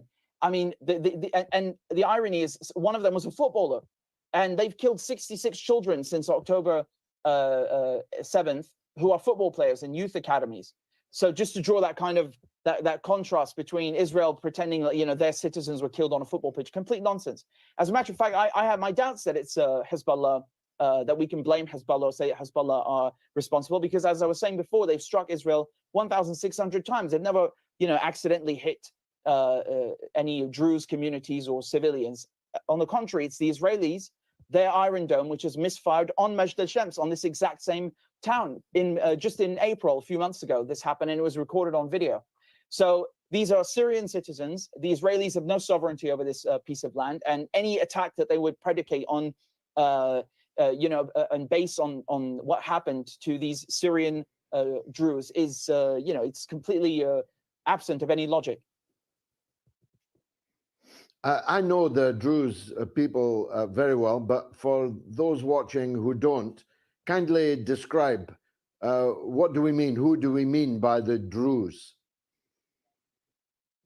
Well, Druze are, I mean, in Syria, you have dozens of ethnic groups and religious groups, and Druze are one of them. So they're people who, you know, no matter where you find them, if you find them in Lebanon, they'll identify as Lebanese, and in Syria as Syrians, and they're very loyal to their country, and you know, they have no problem integrating, and they are just simply a religious sect of Shia Islam. So, you know, just like you would have Syrian Christians, you have Syrian Druze. So it's just identifying their particular religious sect, and they're very, you know, they're very private about their religion. They you know, they keep it to themselves. It's not something that they you know, flaunt in other people's faces and make a big deal about. They're very, very respectable people, very kind people, and you will find them all across the Middle East, but especially most of all in Syria, Lebanon, and of course in occupied Palestine. And yeah, I mean, I wore this because it looks similar to their you know, their colors, but they identify 100% as Syrian inside of Syria, and in Lebanon as Lebanese. And I know that, as I was saying before, that the Israelis allow them in their army. But again, you know, we have to remember that 100,000 of them were ethnically cleansed from the Golan Heights, and you know, dispersed in other areas. And you have some Druze in the Israeli military, but they are not Druze that come from the Golan Heights or who identify as Syrian. So that's what I could say. The Olympic Games is underway. Israel, according to the Israeli government, is bringing sunshine to the Seine. There's a huge Israeli presence there, but a very, very small Palestinian presence, because hundreds of athletes have been murdered over the last 10 months. What do you think the feeling is in the area towards not just the participation of Israel in the Olympic Games, but the scenes that we saw in the opening ceremony last night? I have been to the cave in Syria where the Last Supper is thought to have been taken. And the idea that it should be blasphemously lampooned in the way that it was in Paris last night is deeply offensive to me. How's it going down there? Well, you know, about the Olympic Games, George, I think I'm Christian myself. I understand why people are offended by the mockery of this, Last Supper scene, and I know they've apologized for it and so on, but I think, which as you rightly began by saying with the Israeli presence, I think that should be the main focus, because for me, what's much more offensive is allowing the Israelis to be there in the first place, and I don't know if they're trying to divert attention or something away from that by causing such a huge row with this giant opening ceremony. But the fact that they've allowed the Israelis to come there is really scandalous, and they've violated their own Olympic charter by doing that. The reasons are I mean, the number of regulations and rules that they violated are endless. They really are. If you look at the Olympic charter, it says there's a mission, there's a peace mission, and they use that as a basis to ban Russian and Russian athletes and athletes from Belarus. And they said that if they have any connection to the security services or the army or any pro-war statements, they can't participate in the Olympics as neutral players. So first of all, they can't come with their own flags, and in addition to that, they have to jump through hoops, no pun intended, to participate. And with the Israelis, every single athlete is a soldier. Every single one of them. There's only very rare exceptions, they've all been at this Wingate Institute, which is basically a facility that hosts all the national teams and is an IDF base. So you can see the mixing of military and athletics there, and also on their social media, all of them have posted things like, dedicating their medals to the Israeli forces, saying thank you to the heroic Israeli soldiers, saying that they should erase Gaza. I mean, I haven't finished with my investigation, but the number of things that they've said, the amount of things they've said to support the war effort, it's truly staggering. It's outrageous. Almost every single section of the Israeli Olympic team, any sport you can think of, taekwondo, fencing, there's one athlete at the very least, who said something like this. And the Russian players they're not in the army. I don't know of any of them that are in the army, and none of them did anything close or remotely close to what the Israeli athletes are saying. Including signing bombs, for example. That's something else that the Israeli flag bearer was doing. So the double standard is staggering, and not only that, let's put aside the individual athletes for a second, but they've been slaughtering the Palestinian team. They killed the Olympic coach, the coach for the Olympic football team. Is dead. They murdered him a few months ago with his family. You look at the national team; they've killed 3 of the footballers from the Palestinian national team in Gaza, also with their families. You look at also the referees. They've killed a FIFA referee in Gaza. They've killed an assistant referee. I mean, they haven't left anyone out. That says a lot about how indiscriminate the bombing has been. And not only that, but you saw how they degraded the sports facilities. I mean, there's not one football pitch in Gaza that has not been damaged or destroyed by the Israelis. And the Yarmouk Stadium, they went and changed it into a concentration camp. You saw them stripping men and even boys. You had boys as young as 10 in their underwear with blindfolds. And they were bulldozing the grass in the back so they can't play football on the pitch anymore. It's just sadistic. We could really sit here all night and list all the reasons. But, let's be unequivocal. The Israelis have violated FIFA regulations, the human rights policy, the Olympic Charter, and they shouldn't be anywhere near the Olympics, and the Football Association should be banned as well. So, it's really disgusting what they did with the opening ceremony, but I'm more offended by the Israelis being there, to be honest. Richard Medhurst, as always, thanks for joining us on the mother of all talk shows. Now, do you care about the Olympics? Yes.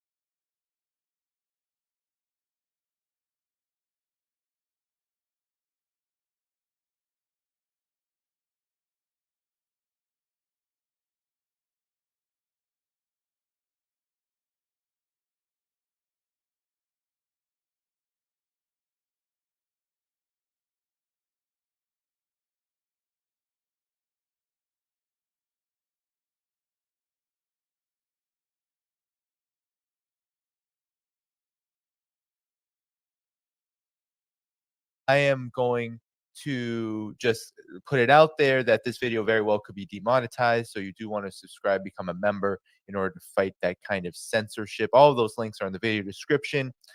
You can also bet that I've already experienced this censorship. I will show later. Facebook took down my promotion post saying that I was trying to essentially get people to do something. They say cybersecurity was trying to get people to do something that they didn't want to do.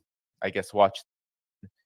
This is not just a news story to report on. This is the development, a geopolitical development that very well could lead to a bigger war. So let us get started.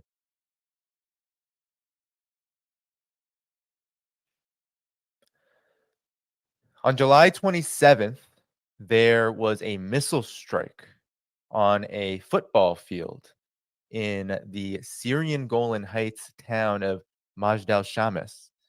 And immediately, Israel sounded the alarm, stating that Hezbollah was responsible.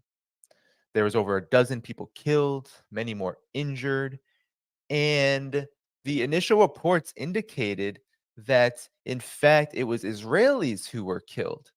But remember, I just said that this is the Syrian Golan Heights. But if you know anything about the region, you know that Israel actually occupies the Golan Heights in Syria, and it has done so since the end, or since the beginning to the end, and now up until the present of that 1967 war, which has drawn all of these controversial borders that Israel now rests. So I'm going to pull up The Cradle, a great source of information on all things West Asia. But The Cradle reported on a full-scale war with Lebanon is near, says Israel's foreign minister, after blaming the 12 young people who were killed, this attack on Hezbollah. Now, what is so interesting about this is that it was so obvious that Israel was jumping on this based on just the rapid nature of the response. And I'm going to get into exactly what Israel has been doing since then. But first, let's read this report. It says Israel's foreign minister, Israel Katz, said on July 28th, a full-scale war with Lebanon and Hezbollah is near following a mysterious missile strike on a soccer field in the town of Majd al-Shams in the Israeli-occupied Syrian Golan Heights on the 27th of July. We're approaching the moment of full-scale war with Hezbollah in Lebanon, said Katz. The Israeli military said on Sunday morning, July 28th, that it had conducted overnight strikes in various locations in Lebanon, including Borj al-Shamali in the Tyre district and areas in the Bekaa Valley, allegedly in response to Saturday's bombing in the town of Majd al-Shams. The Israeli strikes appear to stop short, said the New York Times, of a major escalation, but strong expectations on July 28th morning was that Israel might still mount a bigger response. And here's what the foreign ministry's Mr. Katz had to say. We will pay a price both on both the front and the home front, but by the end of the war, Nasrallah and Hezbollah will be crushed and Lebanon will suffer severely. We will restore peace and security in the northern communities. I've instructed the foreign ministry to prepare a comprehensive campaign worldwide to gain legitimacy for action in Lebanon. So that's the move toward war after this incident. In a statement, Hezbollah vehemently denied any involvement in the Majd al-Shams bombing. The Israeli army rejected the statement, insisting Hezbollah was behind the strike. Israeli army spokesperson Daniel Hagari claimed Sunday morning the rocket, which was fired at Majd al-Shams, was a Falak 1 rocket of Iranian production, whose warhead carried over 50 kilos of explosives. But eyewitnesses at the scene reported it was Iron Dome interceptor missile that fell on the field, according to an Al Arabi TV correspondent who spoke with a member of the Israeli ambulance service, the Red Star of David. Okay, and we can play that. No translation, but a member of the Israeli EMS wearing the Red Star of David shirt informed me that he heard witnesses say, who are present, that it was an Iron Dome missile, but he doesn't dare come out and record the statement. He said he would be put in jail. Remember, this territory is under occupation. Okay, and then a political researcher and military expert, Dr. Hassan Ahmed Hassan, stressed that Hezbollah and the rest of the resistance factions have nothing to do with what happened at Majd al-Shams, and the Israeli authorities must provide explanation that convinces the minds instead of raising the ceiling of threats and intimidation. Okay, and we're going to get into a lot of the various reasons why this might be very suspect. So that's the initial report. Okay, now I want to just show you some of the fallout. So first, we can just take a look at initial breaking reports on what happened, right? Initially, they said that it was Hezbollah's missiles, right? That was the initial report. Here's a photo of what occurred. It's hard to see. There's crossed out there, but there are other photos that show that it's a little bit suspect what happened because there's no crater. In most people who have been following what Hezbollah does in terms of its own rocket fire is that they won't just fire one rocket, they'll fire multiple rockets because they're actually trying to penetrate that iron dome that is so impenetrable, and thus there will be multiple rocket strikes, not just one, and it's unlikely that there would be just one very craterless impact on the surface here. But I'm not an expert on those things, but what I am understanding here is that it would be incredibly foolish of Hezbollah to hit the Syrian Golan Heights. Okay, so in this march to war, and there is a march to war happening right now, and you know it is serious when you have the Middle East Airlines, which is a Lebanese airline that flies out of Beirut, say that amid this heightened tension, they are announcing that some flights originally due to land in Beirut on July 28th will now land the next day. Other airlines are reportedly considering temporary alteration of their flight plans as well. And this is from the State Department, that if you're traveling to or from Lebanon, to monitor that status. So there's going to be a lot of hesitations of flying in and out of Lebanon because of Israel's rhetoric. Now, we have to ask ourselves first, what happened here? Well, you could say that it was just Hezbollah. You could just take Israel's word for it, that Hezbollah did it, right? You could take Hagari's words, you could take Israel Katz's words, but that would just belie so many facts. First of all, we can just look at the video, and I'm not going to play the sound of the video, but we can look at the video of what happened that day. Okay, so here is the missile. I'm going to turn it on mute because I am not it's sirens, you'll hear explosions, but this is all you see. What you're going to see here is the Iron Dome malfunctioning on that very same day. And this is the area of the Golan Heights where it malfunctioned. This person was, and now you're going to see that missile here just malfunction and land and explode in that area. So essentially, that's not what it was supposed to do. Okay. You see how actually there are multiple missiles here that are malfunctioning. There you see explosions. That was the Iron Dome malfunctioning. And this is not the first time this has happened either. Okay. There was a malfunction back in the spring of 2024. I'm going to show that now in the very same location. Okay. In the very same location, there was a malfunction. Let me put it up here. Here is that malfunction. Put it on full screen or north the volume. I'll show you. This is footage of the Iron Dome. As you can see, the missiles are just, they're just everywhere. It's malfunctioning and it's hitting. This is the exact same region, right? You can almost tell just by the terrain that this is the exact same region in the Golan Heights. And don't just take my word for it, and don't just take video word for it. Take the Druze community inside of the Syrian Golan Heights. This is probably the most important point here on why we should be suspicious. Who are the Syrian Druze? Well, the vast majority of Syrian Druze are Arabs. They are Arab first. They are very, very, very devoutly nationalist, very pro-Syria, and they are not Israelis. Actually, the Druze, since 1967, since during that war, they took up arms. They fought and opposed the occupation. They did not succeed because the Golan Heights is occupied, but they never accepted Israeli citizenship. So it's not just me who's saying this, but the Druze initiative in the Golan Heights has also said this, okay? So here's the Middle East Observer saying that Galeb Saif, head of the Druze initiative, said the missiles that fall on the Druze villages in the Golan Heights in Galilee are Israeli interceptor missiles, and they always cause great damage to places and lives. We see every day Iron Dome missiles miss their targets and fall on us. Every day is what they're saying. We just get this report because Israel wants to use us as a pretext for war. So, I mean, we can go on and on and on here. And we can see even now the intense, just absolute disdain that the Druze people, Syrians, have for Israel. This is the Cradle again, reporting from the Golan Heights.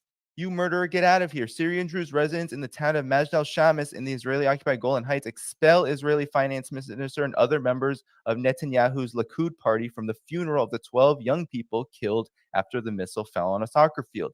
The Israeli media and army have described the victims as Israeli civilians, but the residents of Majd al-Shams are Syrian Druze living under occupation in the Golan Heights. Residents of the town refused Israeli citizenship. All over the news, they're talking about Israel civilians, no Israeli civilians, Syrian civilians, no Israelis. Arabs were killed. Continue to view them as Syrians.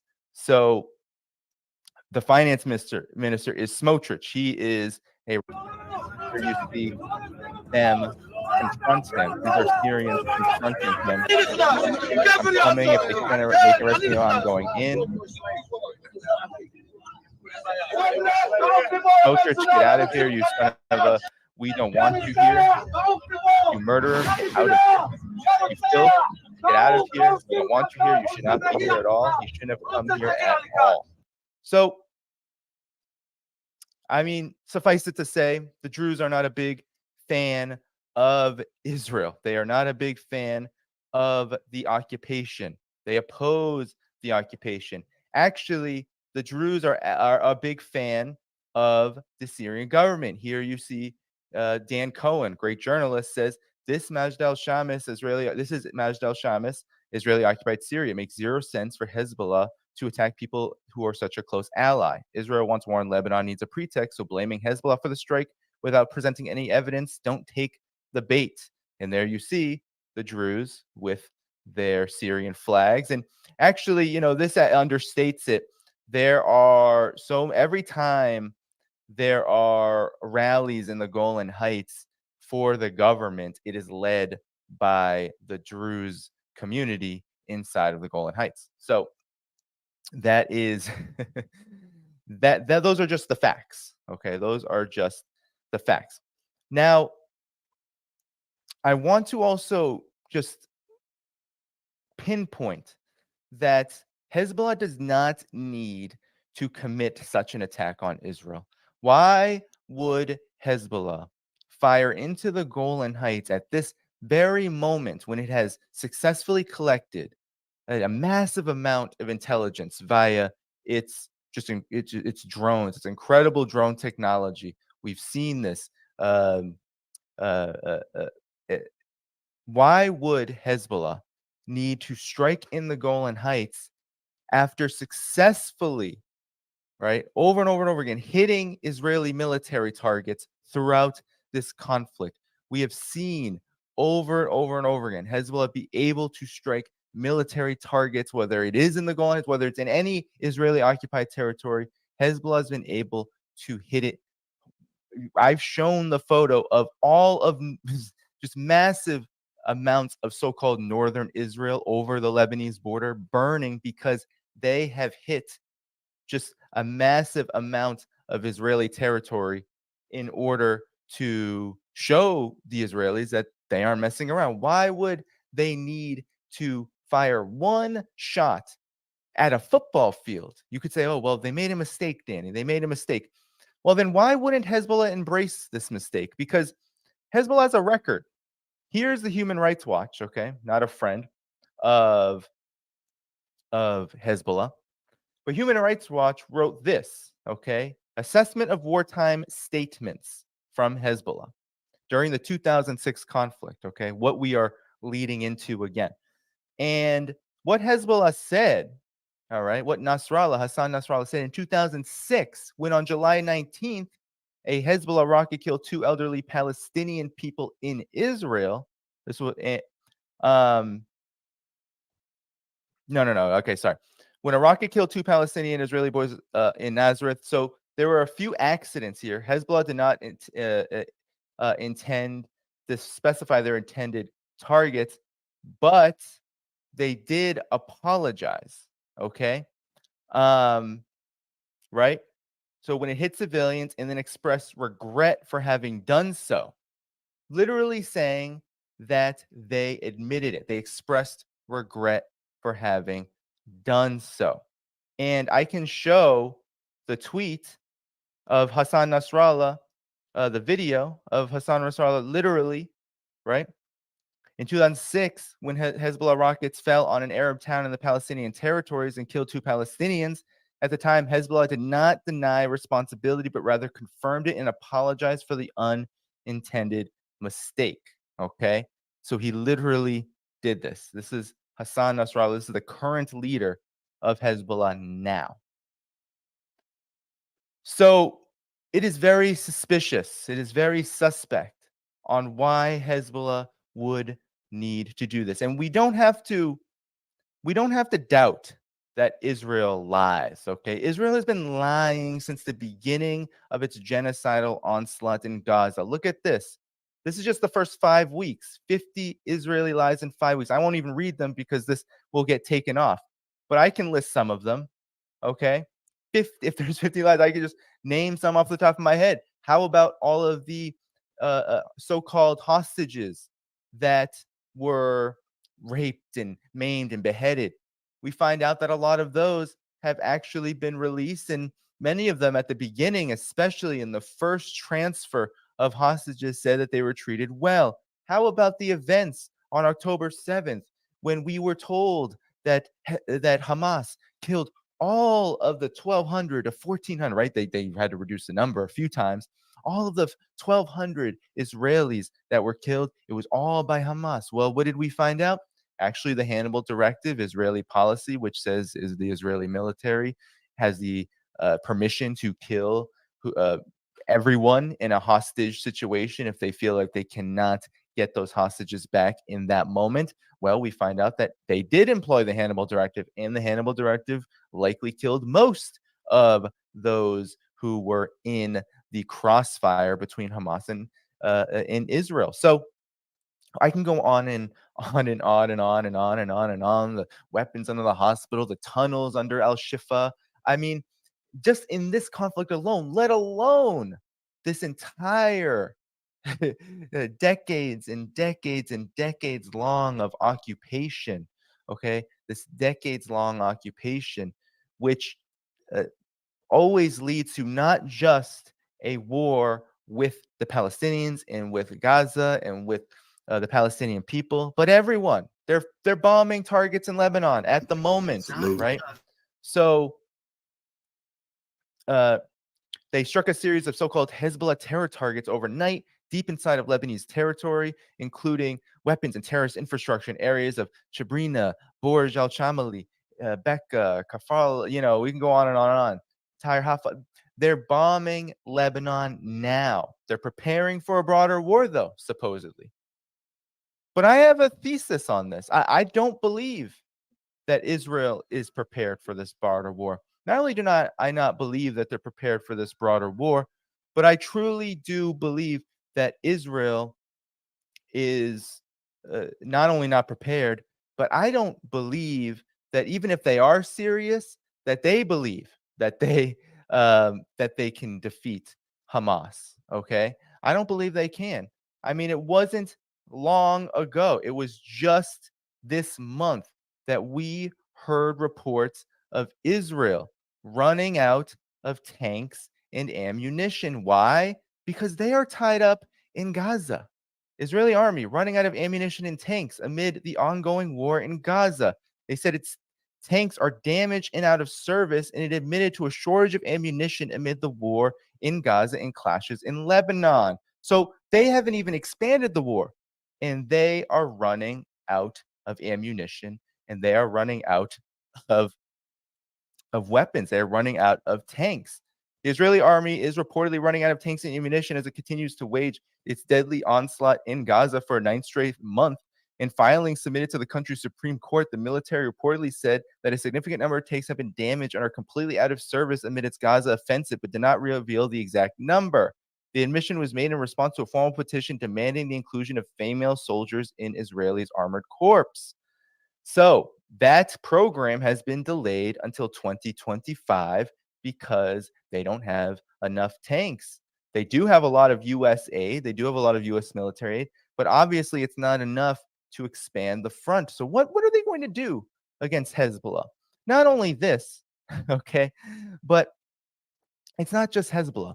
I have talked about how the axis of resistance, the axis of resistance is multifaceted. It consists of so many different groups that if they wage a war on Hezbollah in Lebanon, that they are going to be fighting the rest of the axis of resistance. And Hezbollah already has the capacity to rain 1,000 missiles down on Tel Aviv in less than 2 days.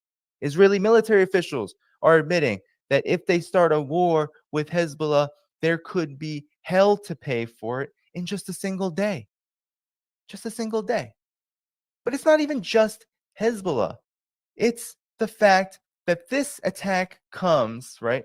This pretext comes in the context of what already is a failure, a lost war with the axis of resistance. Israel believes that it can salvage Netanyahu's political career, the political career of all of these just absolutely illegitimate occupiers that are continuing to commit genocide in Gaza, that a regional war will make it look like that Israel is under threat, and that means that Israel has the right to do whatever it wants, likely including using nuclear weapons. Hence why the axis of resistance is very much strategic about their actions and about how they move against Israel. But I want to show you that it's not just the axis of resistance. The axis of resistance, it's not just Hezbollah.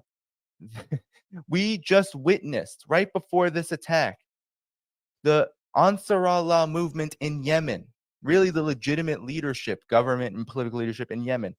We saw them penetrate the Iron Dome. They were flying a drone, the Yafa drone, named after what Tel Aviv was called before the Israeli occupation of Palestine.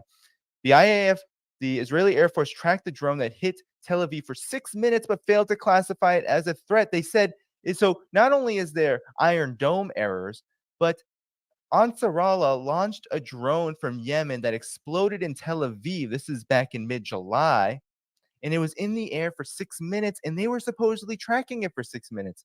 Yet it penetrated a hit, and it did kill a former Israeli soldier who was still working for the Israeli government. So the Israeli Defense Forces said the unnamed aerial vehicle has been identified, but human error led it to not being engaged by air defenses, as no action was taken against the identified target, later confirmed to be a long-range drone attack. No warning sirens sounded. So the drone was supposedly Iranian-made Samad 3 that had been modified for extended range, had flown more than 10 hours to reach Israel. So Yemen can hit Israel, and that's what they wanted to show.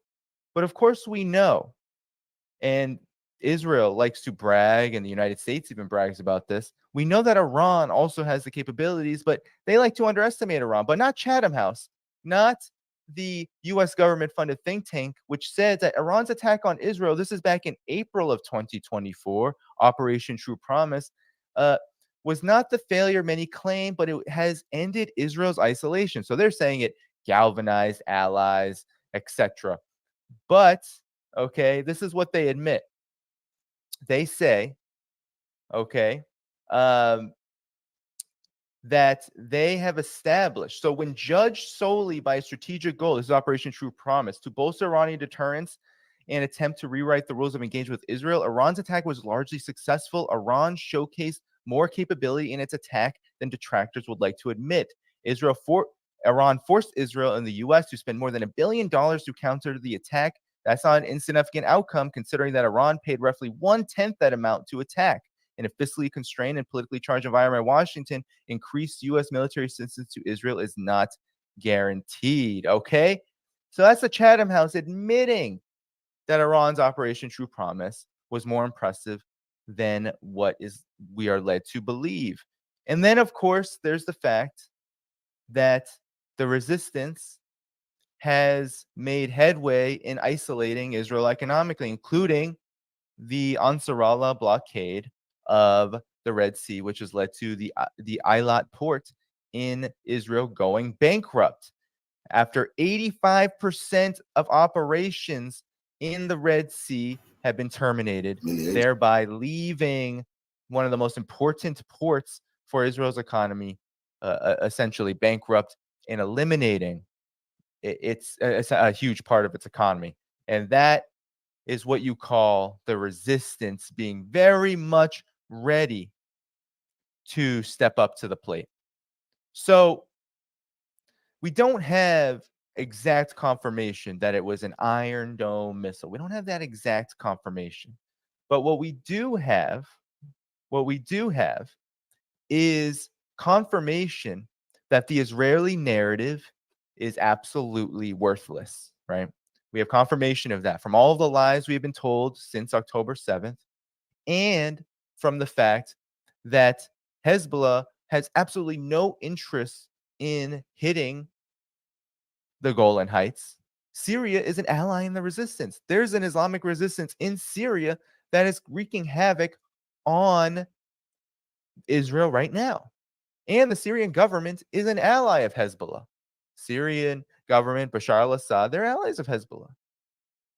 Why would then Hezbollah hit the Druze people who are Syrians and who support the government of Syria and who are against the occupation that Israel is imposing upon them? It makes absolutely no sense. And if it were an accident, I've already showed that Hassan Nasrallah would have admitted it. Why wouldn't Hassan Nasrallah, why wouldn't Hezbollah admit it? It's insulting because it's Hezbollah, it's the resistance that can't really afford to make these mistakes because they're the ones who are waging a resistance war. Israel is waging an offensive war. Israel has every interest in a pretext. Why? Because one, they do not have legitimacy worldwide. They don't have it in the region. They don't have it anywhere anymore. The United States doesn't want to see a regional war right now. The United States is not in a good position politically, economically, militarily. Israel wants to drag the United States into aiding their reckless war on Hezbollah. In the United States, I almost said Israel, even though they're very wedded to the hip, they are having a very conflicting moment. The United States, on the one hand, is urging Israel to exercise restraint. On the other hand, saying that they support Israel's right to defend itself against Hezbollah. So we can't trust the United States' response, but what we do know is the United States is not all in on this. And Israel wants to pull them into this. They wanted to do it with Iran. Why did Iran conduct Operation True Promise? It wasn't offensive.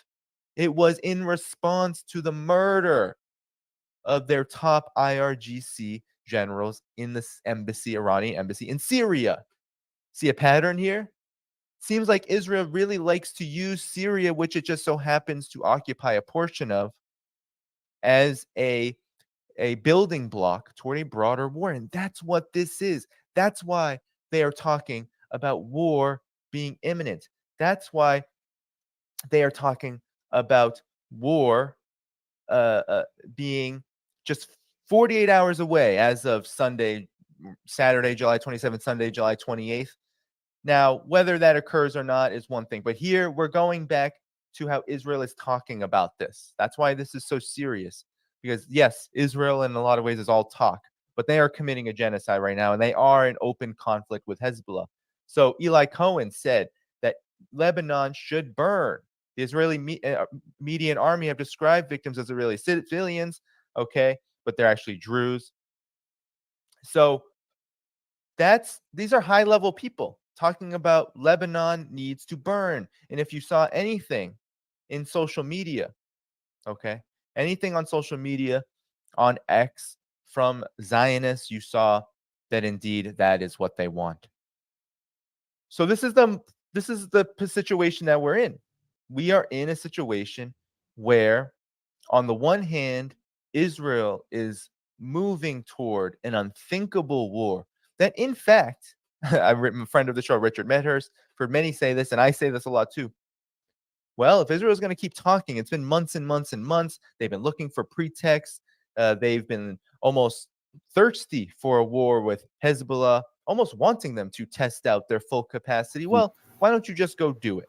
Do it. On the other hand, the Axis of Resistance has been doing everything they can to prevent that, because they know that Israel is the least trustworthy kind of adversary that you could have in such a scenario. That Israel has been very non-transparent about its nuclear capacity. Israel has been non-transparent about how it conducts war. Israel has been the most brutal regime when it comes to conducting warfare, when it comes to conducting whatever, if you want to even call it warfare, really, but when it comes to administering and tightening its grip on its occupation, right? They know, and we know, that they can't be trusted. They can't be trusted to follow the laws of war. They can't be trusted to follow international law. They spit on it. They trample on it. They don't care about it. They really don't care about international law because, as I said, the Golan Heights are not just Syrian because Syrians say so, and the Druze Syrians say so. It's Syrian because the United Nations says so. Resolution 497, 1981. Here it is. Having considered the letter from the permanent representative of the Syrian Arab Republic contained in document S14791, reaffirming that the acquisition of territory by force is inadmissible in accordance with the Charter of the United Nations, the principles of international law, and relevant Security Council resolutions. It's decided that the Israeli decision to impose its laws and jurisdictions and administrations in the occupied Syrian Golan Heights is null and void without, and let me just zoom this in, null and void without international legal effect, demands that Israel, the occupying power, should rescind its decisions. Null and void. All right. Let me just zoom that in even more so you get the picture here. Null and void. The United Nations, the international community, the entirety of the world, essentially, other than maybe the United States, does not recognize Israel's right to rule over this territory, yet they are claiming to be sympathetic about the Druze Syrians.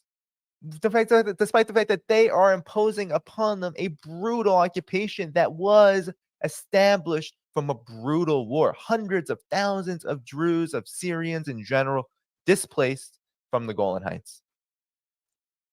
And the Iron Dome continues to rain misfired interceptors on their heads.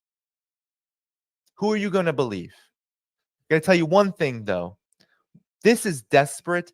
This shows that Israel has not only no legitimacy toward a broader war with Lebanon and Hezbollah, but that it won't win that war. And it won't win in general because the Axis of Resistance has demonstrated it has the capacity to respond in a big way.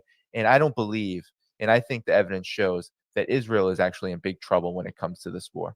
So that is what we know so far. We are on the precipice of a broader war between Hezbollah and Israel. And if that war should occur, Israel will not be able to survive it.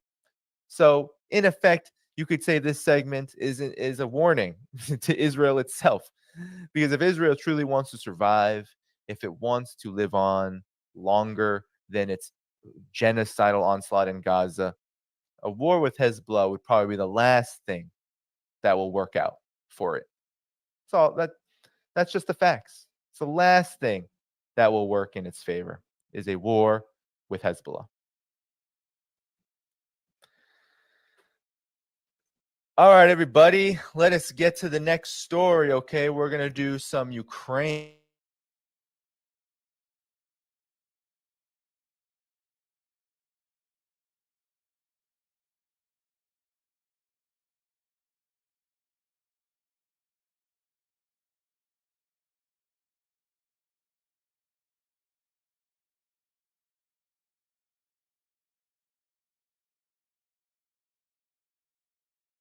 For the death of those Druze children that were playing soccer in the Golan Heights over the weekend.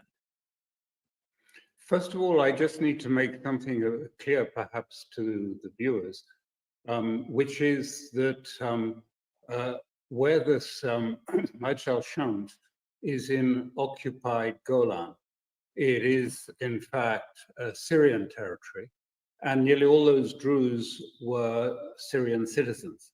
They have Israeli residence, but they are Syrian citizens. And most of them support the resistance, Hezbollah and the other resistance movement. I just mention that because the idea that they could have been targeted by Hezbollah is extremely unlikely. Anyway, something occurred there. We don't know exactly what. It seems there wasn't a direct hit because there's no evidence of a crater. There's nothing directly evidence of that. There is fragments of a missile, and the Israelis say it's a Fajr-1. It is an Iranian missile used by Hezbollah. Now, it's possible. Hezbollah are saying that they did fire a missile that day, but it was aimed at an Israeli outpost, which was some distance away from the village.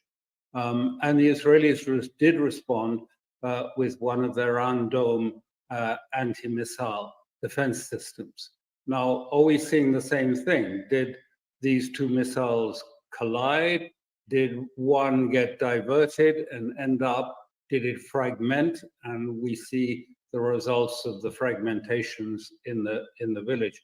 I don't know, but for the US is taking a hard line, taking the strange line, saying this was an attack on Israel northern territories. That's been said by Kamala Harris and by the White House. And I'm just underlining, these were not Israelis and it was not northern Israel. Yes, some time ago, Trump informally acknowledged the annexation of occupied Golan, but no one else really has. Well, the recognition of the annexation by the American president would not make it lawful. It's still occupied territory, is it not? Exactly. And has therefore the right to self-defense too. Is there any history of Hezbollah attacking its own people in order to provoke a sort of false flag? Not in that way. I mean, in years past, there's been occasionally a mistake. And as soon as the mistake has been made, Hezbollah has always made a point of admitting the mistake and saying it was a mistake. In this case, they are asserting very vociferously, and so is the Lebanese state, also, by the way, that it was not a Hezbollah missile that was fired at Hajj al-Shams. Here's the Lebanese foreign minister on this very subject, interviewed about it last night, cut number 4.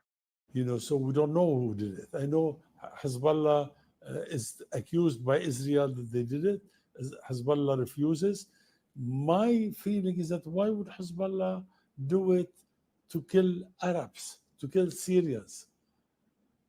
And Hezbollah has been, you know, always targeting military positions of Israel, not civilians.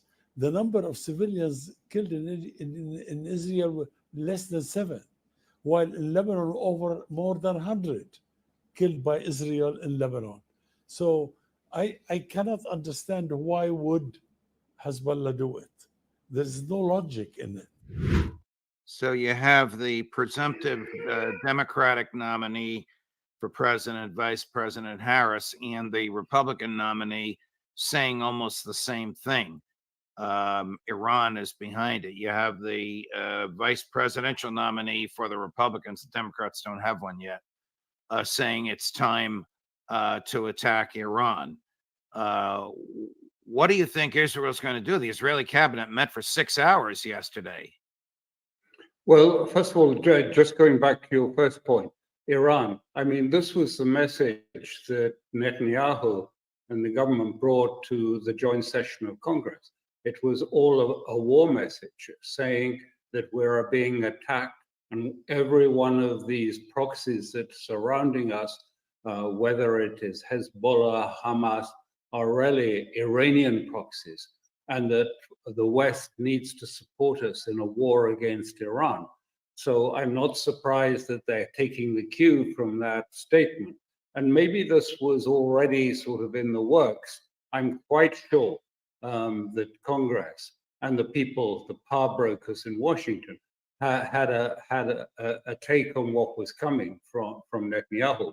If you remember, before, or in the last session before you were away, I said that this would be what Netanyahu would say. He would come and say that this Israel is under attack from Iran, and all of these are, if you like, and he used the word Shia 7th of October, to, if you like, to make it clear that it was all Iran. That's what he said. So this is not a surprise. What's happened now is that it seems that there's been huge pressure from the White House, from the Biden team, to try and see if they can't get a victory in Gaza first. So what they're doing is they are presuming that actually what's the threat of attack on Hezbollah will cause Iran and Hezbollah to put maximum pressure on Hamas to agree to the Israeli demands for Gaza and to, if you like, to capitulate before the demands. Now, I think this is unlikely to happen because, in fact, just yesterday, and the if you like, the negotiators were meeting in Rome yesterday, and at that point there are new demands from Netanyahu. They wish to have more Israeli forces remaining in Gaza. They don't accept a full withdrawal of that. They want a list of all those that are living hostages. They want the names of them before an agreement is made. And they want also to have control, a mechanism of control, so that any Gazans heading north to their homes in the north of Gaza, there will be some mechanism to ensure they're disarmed before they cross the Netzarim corridor. So they want a Netzarim corridor that is manned by foreign forces to prevent any, if you like, Gazans returning with arms. And Israel says it wants control of the Philadelphia corridor, and it wants Israeli control of the Rafah crossing. And some of the Israelis who are involved in the negotiations were saying there really isn't, they don't think there's a hope for these extra demands by Netanyahu. In fact, they were saying they doubted that if the Arab negotiators would even bother to pass them on to Hamas, because it seems so unlikely. So it doesn't look as if the prime minister is actually wanting to take the negotiations forward. I don't think Netanyahu ever wanted a deal. I think the negotiations are just a pretext to keep him in office, to keep the war going, to keep him from being prosecuted, because it seems like every time they get closer and closer, the Israelis, and you're an experienced negotiator, you know this, they keep adding to their demands. That they keep demanding things that they've already taken off the table. Well, you're exactly right. Except I would add that, I mean, you know, I know lots of people don't like Netanyahu one bit, but, and I understand that completely, but, you know, it's not just about his personal position. There is a substantive, a pluralistic view that supports his position, that there must be war, that Hezbollah, I saw even, if you like, the leader of the opposition calling for Hezbollah to completely be crushed yesterday, that they had to be destroyed, calling on Israel to completely flatten Hezbollah. And that is from the opposition left-wing side. And on the right, it's the same. So, I mean, it's wrong, I think, just to attribute it to his personal ambition. There is more to it than that. There is a strong demand. And what's more, there is support for his suggestion, you know, that this has to be a war against Iran ultimately, and that ultimately, of course, means US support. They cannot do it alone. They tried to give a sort of, if you like, a teaser example of that by their attack on Yemen, on Hodeidah port in Yemen, which was about 1,600 kilometers away from Israel, to show that, you know, Israel is capable of going off and fighting its enemies wherever they are. And now we must be supported, as he told Congress. You've all got to, this is a war that is your war as much as it's Israel's war. Iran must be defeated, as well as all these groups, and you have to join with us in that. So, I mean, there is a support for that. Now, what's happening now, just to update you, is really because there's a sort of pressure because this has always been, if you like, the Biden vision, that if only we can get a ceasefire in Gaza, then everything else will fall into place. We get a ceasefire in Gaza, then we'll have quiet in Gaza, then there will be quiet in Lebanon, in the south of Lebanon, and then with this quiet, we can start making arrangements for Gaza in the future. Perhaps we can even get to more of a sort of bringing in a normalization of Saudi Arabia. And for Biden team, the key has always been to put the maximum pressure on Hamas to try and get a capitulation to the Israeli proposals for Gaza, which include continued warfare in Gaza. Netanyahu's just made that. He actually is asking now in the new proposals for guarantees from international sources that Israel will have the right to go in and continue the war after the first phase and the hostages have been released. Well, no country will guarantee that, with the possible exception of the Biden administration. Exactly. I mean, it's you can see. So they're just waiting for that. And then the question is, how much of an attack will it be? It's clear, they say it at every opportunity, there will be a severe attack on Hezbollah. Yeah. And it has been agreed, and it is being delegated by the cabinet that met last night to Netanyahu and Golan, the defense minister. They have discretion to start the attack as they choose. Now, what Lebanon and Hezbollah and Iran and others are saying to them, you start attacking Beirut, you attack civilians, you attack the infrastructure, and then Hezbollah is going to come and strike into the depths of Israel, and that is going to lead to a war. And by the way, Iran says, you know, we won't just sit back if that is the case, we will get involved. So it really depends on what happens in this next period. Are they going to really, I mean, hit only Hezbollah's military targets? And I think that's unlikely, because Hezbollah, I know, are about 90 meters down in their tunnels. I mean, they're not fools. They know this is coming. So you see sort of references in the Israeli press. Oh, it seems Hezbollah has abandoned its positions. Well, of course, they've gone down to the tunnels while the Air Force. But earlier just before the weekend, just to finish off the picture for you, the latest Israeli jet, an F-35 stealth jet of Israel, was nearly hit by a Hezbollah surface-to-air missile. And so it turned tail and left very quickly. It was quite a close shave. So obviously Hezbollah has got some surface-to-air defenses ready.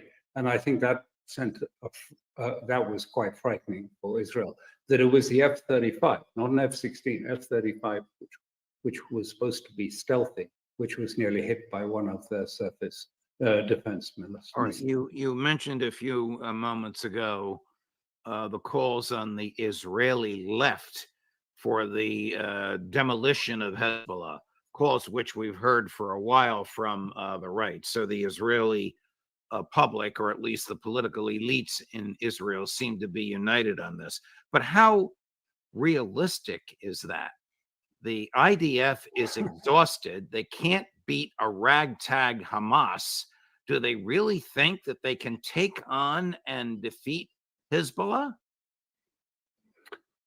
You know, this is a key question that you're asking. I mean, they are exhausted. They have a sense of being defeated. They are not enthusiastic for this war, but it has moved to a different layer. It's gone beyond, if you like, the rational and the our sort of structures of thinking. And it's moving to much more an eschatological level, to the Talmud and to the sense, you know, that this is the destiny of Israel. This must be done, even if it's a suicidal project. You know, we have, you know, divine right on our side. And I know for the West, it's very hard to accept these ideas, but it really is, you know, a messianic vision, not a rational one, this calculation about a war with Hezbollah, because you're absolutely right. My sense is that that there will be big surprises coming from Hezbollah, and that in fact Israel is, you know, may be defeated. It's betting everything on this, and it's betting it on its sort of divine mission, rather than on a very careful calculation of the forces available. Maybe they think that if, you know, they start in Lebanon, that somehow this will suddenly prompt the United States to come in and attack Iran. But I don't think that is what people are going to do just before an election in the States. I think it would not, you know, I mean, to have a little bit of tension, okay, and for Israel to be attacking Hezbollah, yes, that might play well in the election, but all-out war against Iran, I don't think would play very well. So I don't know how they think this is going to end in a favorable way, but it seems that's the bet they're going to make. Were you surprised at the speech that Prime Minister Netanyahu gave to Congress? There was no meaningful path to peace. There wasn't even the discussion of peace. It was the same old high-end bellicosity. It's almost as if, correct me if I think I'm wrong, his audience was not the American public and not the American Congress, but the Israeli public back home. Well, it didn't go down very well with the Israeli public back home because, you know, there was that huge omission. Yes, he mentioned that there was one of the hostages in the audience there at one point, but he didn't even use the word a deal or a negotiated outcome. He didn't mention it. And so that hasn't gone down very well with the families and the hostage families and the other half of Israel, which is not so messianic, which is more, you know, liberal European. So it didn't go down that well. But I do think that his speech was what I expected him to say. I do think that there is a determination to try still and find a way to pull the United States into its conflicts, into Israel's conflicts, in a real sense, that the United States will solve this for them. So there was no solution to Gaza because there isn't a solution to Gaza, frankly. There's nothing that will solve that. There's no solution to the other problems Israel. There's not going to be a two-state solution because there are 800,000 settlers living on what it would be the state of Palestine. And they're not going to be removed except by force. And what state is willing to use military force to remove 800,000 settlers from the West Bank. I don't think Europe intends that, and I don't think the United States would do that either. For sure, the United States wouldn't do that. So there's no real solution except to go to Armageddon and to try and get bring in other states and the United States into what he laid out in Congress: a war of civilizations, a war against Iran, against everyone. Does he really think the American public has the stomach for such a war, particularly in the midst of an election? I don't think he has that view, but I think he feels that he got the backing of the power structures. I think he got a green light. I think I sent you a message on Friday that they were quoting a green light coming from, if you like, the deep state, the power brokers in Washington for an attack on Hezbollah, not on Iran, but on Hezbollah. And then Katz said that explicitly in the last day or so. He said, United States and European states stand behind us in our attack on Hezbollah. Now, the Europeans say things differently, of course, and everyone sort of, oh no, restraint. But I believe I think, he did get some sort of assurances. Your reference to Katz is the Israeli foreign minister. Yes, the foreign minister said that. And before that, a senior security official on Channel 14 on Friday said the green light had been given and that we could expect Netanyahu to come back and go to the Ministry of Defense and start preparing the war. Now, the orders for the war have already been given. The plans for the war have been approved in Hezbollah. The question is, what are they going to attack? Just military targets, but there won't be many of those lying on the surface. Or are they going to, and therefore it be a sort of demonstrative attack, or are they going to go further, in which case then, or the equation that exists between Hezbollah and Israel will be broken, and Hezbollah will feel free to attack into the depth of Israel. And then we will probably be going towards a wider regional war. Here's what confronted Netanyahu when he got home. This lady, Aviva Siegel, she was a hostage for 51 days. Her husband is still a hostage. Her English is excellent, as you'll hear in a moment. She gave an interview on July 24th to ABC News. Here's what she had to say. Way Netanyahu being here in your eyes? I just want to say that the leaders of the world have been chosen by us, by people, to lead this world in a better way. And killing should not be allowed. There should not be wars. The leaders should handle life and things that happen between countries in a different way. I'm against killing. Is that a view that has a substantial currency amongst the Israeli public? Well, it's really rather paradoxical that she should say that just after what we witnessed in the United States, when we've seen a sort of coup d'etat mounted against a sitting president, whether for good reason or bad, but nonetheless being thrown out of office without any involvement of the public, and then a sort of coronation announced of the chosen successor that is coming from the leaders, if you like, the cabinet, the Politburo within the government that has chosen Kamala Harris and is going to propel her up. Maybe it will be different at the end of the day, but she's on test now to go through it. No primaries, no proper process, simply, if you like, the leaders in behind. So sadly, I mean, actually, she touches a sore point because, we're almost reaching the stage in democracies, in Europe as much as in America, whereby actually the people, the views of the ordinary people are seen to be awkward and unnecessary. And is it better to let the big money interests and also the people who are professionals in politics manage the whole electoral process, but don't consult the people.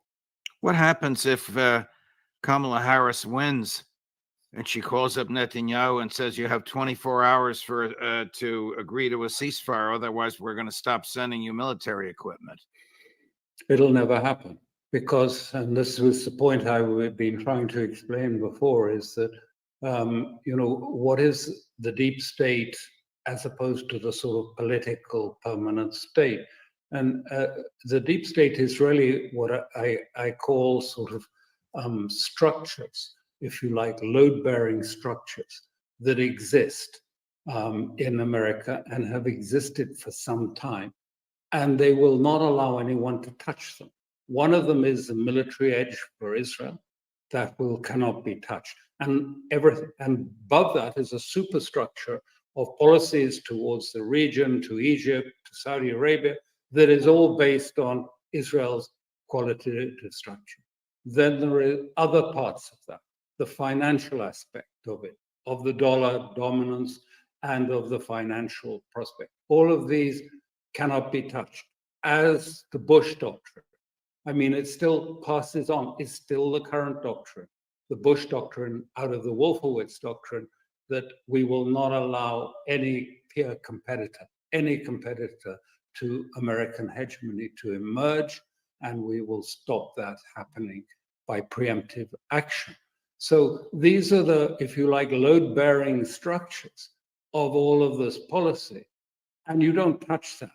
If you touch that, and this is why it's so sensitive what happened at Milwaukee and others, because, suddenly they were all sitting there, the deep state people like Pompeo and Murdoch and all those people watching, if you like, Trump after the attempted assassination and raising his fist and saying, fight, fight, and then appointing a populist, a seeming populist, J.D. Vance, as his prospective running mate. I mean, they'll be going crazy with us, going quite crazy, because from the perspective of that, those, if you like, load-bearing structures, the key foreign policy structures on which the whole of the post-war era has been founded, you're not allowed to touch them. Yeah, but what you're saying, that won't happen.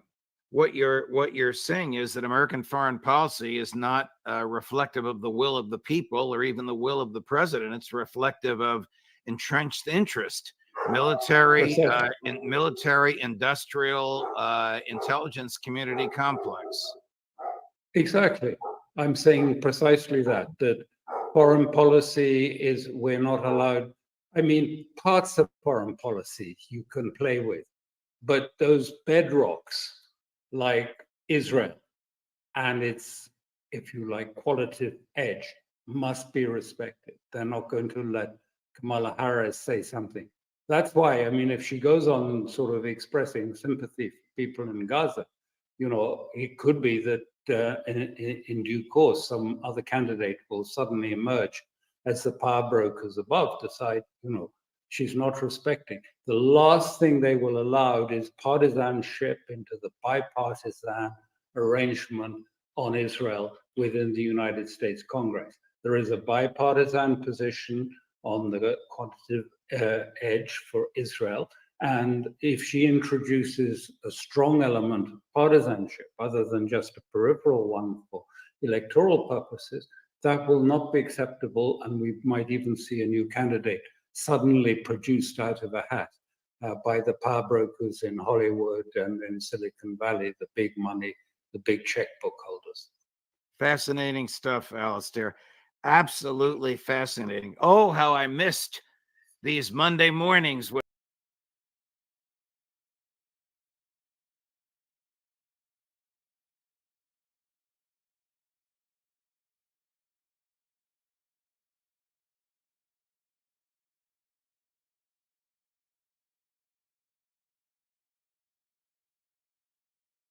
Now on multiple fronts, and Congress just went on vacation as if nothing's wrong. Who goes on vacation, by the way, when America is burning down all around them? The conspiracy to commit an assassination of the American president, possible multiple shooters with a secret service that told individuals to stand down, a coup that removed a sitting U.S. president. Oh, and by the way, migrant shelters with new information over the weekend overflowing across America with military-aged men from other countries. Some people who live in one neighborhood want a migrant shelter closed, blaming it for recent acts of violence in the community, including 2 separate shootings. It's almost as if they don't care what happens to America because Congress will be fine. Americans will suffer and we will have no country left. First of all, thank you so much for subscribing to this channel. We couldn't do this without all the rebels out there who subscribe. So thank you and welcome to the rebellion. We have a couple of big news stories that I want to go over this morning that need your attention. But first, there are 99 days left until America changes forever. 99 days left until America votes on November 5th. The next 99 days are the most critical days in America's history, bigger than the election of 1800 when Thomas Jefferson defeated John Adams, bigger than the election of 1864, bigger even than 1968 when Democrats carried out their first major coup in an election against Robert F. Kennedy, assassinating him and then installing Hubert Humphrey at the Democratic National Convention in Chicago, a man no one voted for, by the way, but Democratic strongmen in Chicago placed him as the nominee at the DNC. In 18 days from now, in Chicago, history is about to repeat itself at the 2024 Democratic Convention.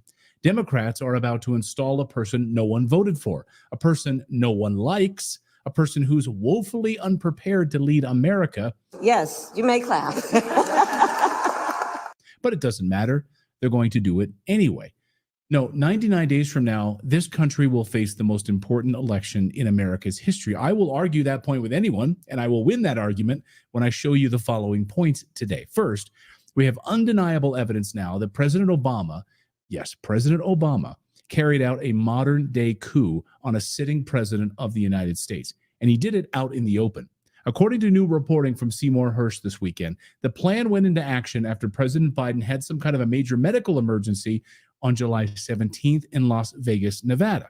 Biden was then whisked away after local emergency rooms were alerted that the president was coming in. Instead, they threw him on Air Force One and flew at rocket speed to hide in Rehoboth Beach, Delaware. That way, they could keep the secret from reporters. And that was the breaking point, though. And that was the breaking point moment for his boss, President Obama. Now, according to Hersh, President Obama called on Sunday, July 21st to tell him the bad news. Mr. Biden, you're out of a job. You're being replaced. What about the voters? Oh, that didn't matter. Obama had already decided. According to Hersh, quote, Obama called Biden after breakfast and said, here's the deal. You can hear him almost saying that, right? Here's the deal. We have Kamala's approval to invoke the 25th Amendment, he said, end quote. The amendment provides that when the president is determined by the vice president and others to be unfit to carry out the powers and duties of his office, the vice president shall assume those duties. An Obama coup officially took place. Now it makes sense. It all makes sense. Why Obama is the only ex-president in a century to officially live in Washington, D.C., bought a house there. He is the only president that stayed in Washington, D.C., after all of the presidents left and went back home, with the exception of one other who was sick and couldn't move. Barack Obama has stayed there to run this country and to run it into the ground, to destroy it, so they can build it back better in their globalist image. That's where we're heading, folks. I can't say it any clearer. Oh, makes total sense right now, doesn't it? And as Hersh reports, quote, the official who has decades of experience in fundraising told me that Obama emerged as the strongman throughout the negotiations. Quote, he had an agenda and he wanted to seek it to the end, and he wanted to have control over who would be elected, end quote. In other words, Obama chose the nominee, not the voters. Well, that's going over well with Democrats, especially Black Lives Matter. The same Black Lives Matter protesters that burned American City for 5 months are now furious that Barack Obama would sidestep the will of the voters and select an American presidential candidate. Over the weekend, Black Lives Matter has gone into hyperdrive, slamming Obama and slamming Democrat elites for ignoring the voters. Imagine that. Black Lives Matter is making the point that they fought for decades to get Black Americans the right to vote. And now you're stripping them of their right to vote. Makes sense. Could it have anything to do with the fact that black voters are ditching the Democrat Party at record pace, instead admitting for the very first time that they're voting for a Republican? They're voting for President Trump? There was a poll out today, a poll of African-American women showing a 31-point drop in support from 2020 to 2024 in terms of plans to vote for President Biden. I'm sure it's a total coincidence. Democrats a few weeks ago admitted Democrats don't like Harris. They even called her Biden's biggest mistake. And focus groups conducted by the Democratic National Committee also found Harris rubbed some people the wrong way. So, Jonah, how big a drag is Kamala Harris on the ticket? I think she's a pretty big drag. I think she was arguably Biden's worst political decision of his presidency to pick her in the first place. But something bigger is at play here. If President Biden is not fit to run any longer because he's got dementia, then at what point over the next few weeks will Kamala become president of the United States? Will it happen before the election? Will it happen before the convention in Obama's Chicago? Will it happen after the convention when Obama introduces her on stage? It's about to happen, folks. She will become president before November 5th. Yes, you may clap. Meanwhile, just 16 days ago, the deep state almost assassinated a former president of the United States. 16 days ago. And Congress went on vacation. All of this is independent researchers are starting to piece together exactly what happened with this conspiracy. Yes, I'm saying the word, the conspiracy to kill Trump. There's overwhelming evidence of a conspiracy. The legal definition of conspiracy is this: when two or more persons join together and form an agreement to violate the law and then act on that agreement. The people that joined together and ordered the Secret Service to stand down 20 minutes before the shooting, the people that told the Secret Service to not communicate with the Butler Police SWAT team. This is a huge piece of information that we just learned this weekend. We were supposed to get a face-to-face briefing with the Secret Service snipers whenever they arrived, and that never happened.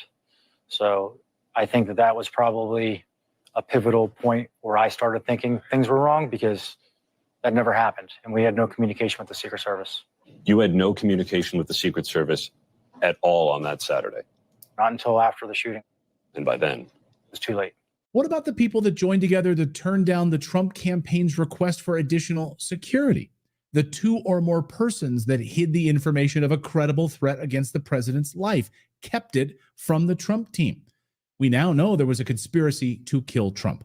We had a massive January 6th investigation, and right now Congress is on vacation. Remember, folks, the CIA created the term conspiracy theorist to discredit normal Americans who didn't believe the BS story around the JFK assassination. An assassination, of course, carried out by the CIA. The eyewitnesses that saw the Secret Service agent turn around in the car and shoot Kennedy in the face, they saw that with their own eyes, and they would be labeled a conspiracy theorist. On this show, of course, being labeled a conspiracy theorist is a badge of honor. So in 99 days, this country will change forever. What kind of country do we want? A country run by deep state murderers, or a country run by and for real Americans? Let me know down below. That's the news update part of today's video. Now I want to tell you about today's sponsor, which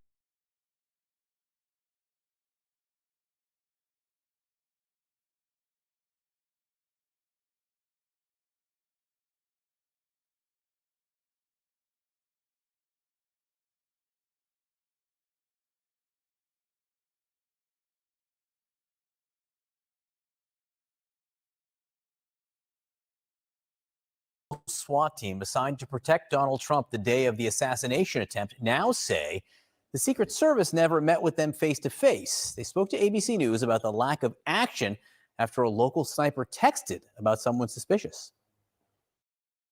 We had a text group between the local snipers that were on scene. I had sent those pictures out to that group and advised them of what I noticed and what I'd seen. What do you think is transpiring once you send in what you've sent in? I assumed that there would be somebody coming out to, speak with this individual or, find out what's going on. My friend Aaron Katursky there. Text messages also reveal that the issue of the gunman was raised nearly 90 minutes before shots were fired at the former president. CNN's Zach Cohen here with the latest this morning. Zach, what are you learning? Yeah, John, members of the SWAT team describing both a failure in planning and a failure in communication. And they told ABC News that it started with this briefing, that they were supposed to have a face-to-face briefing with U.S. Secret Service snipers before the rally took place. But that never happened. Take a listen to what they told ABC News this morning. We were supposed to get a face-to-face briefing with the Secret Service snipers whenever they arrived, and that never happened. So I think that that was probably a pivotal point where I started thinking things were wrong, because that never happened, and we had no communication with the Secret Service. So members of the SWAT team say they had no direct communication with the Secret Service at all on Saturday, which is amazing until after the shooting happened.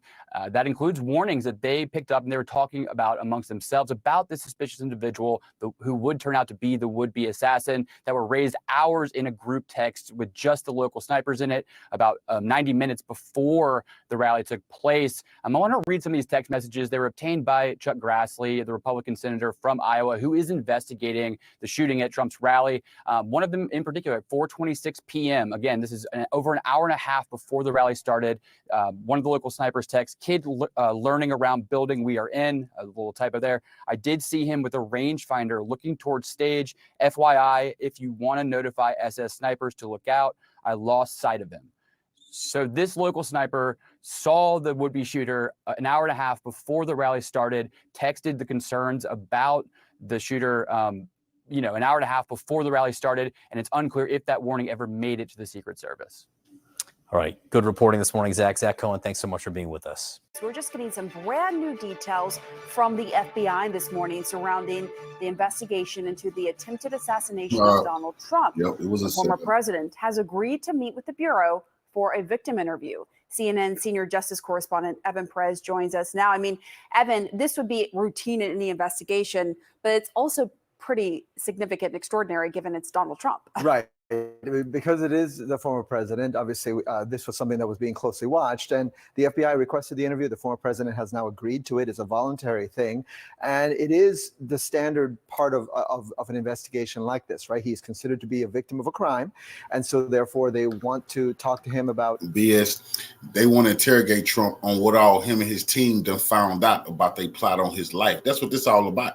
What they he want to know what experienced he that knows. day. Is there anything that they're missing about anything that he saw or witnessed before this shooting took place? So those are parts of the standard process. What is interesting too is a lot of new details that we got from this call with the senior officials at the FBI who are overseeing this investigation, including the fact that they said that, again, no motive so far has been uncovered as part of this investigation. They've also found no co-conspirators, any accomplices, but they spent a lot of time trying to understand him, and they think, again, he was a loner. He was essentially, his social circle was his family, and that he spent a significant amount of time preparing for this attack. He bought gun components, and he also bought chemicals to make his improvised devices. He bought those online using aliases, using encrypted emails.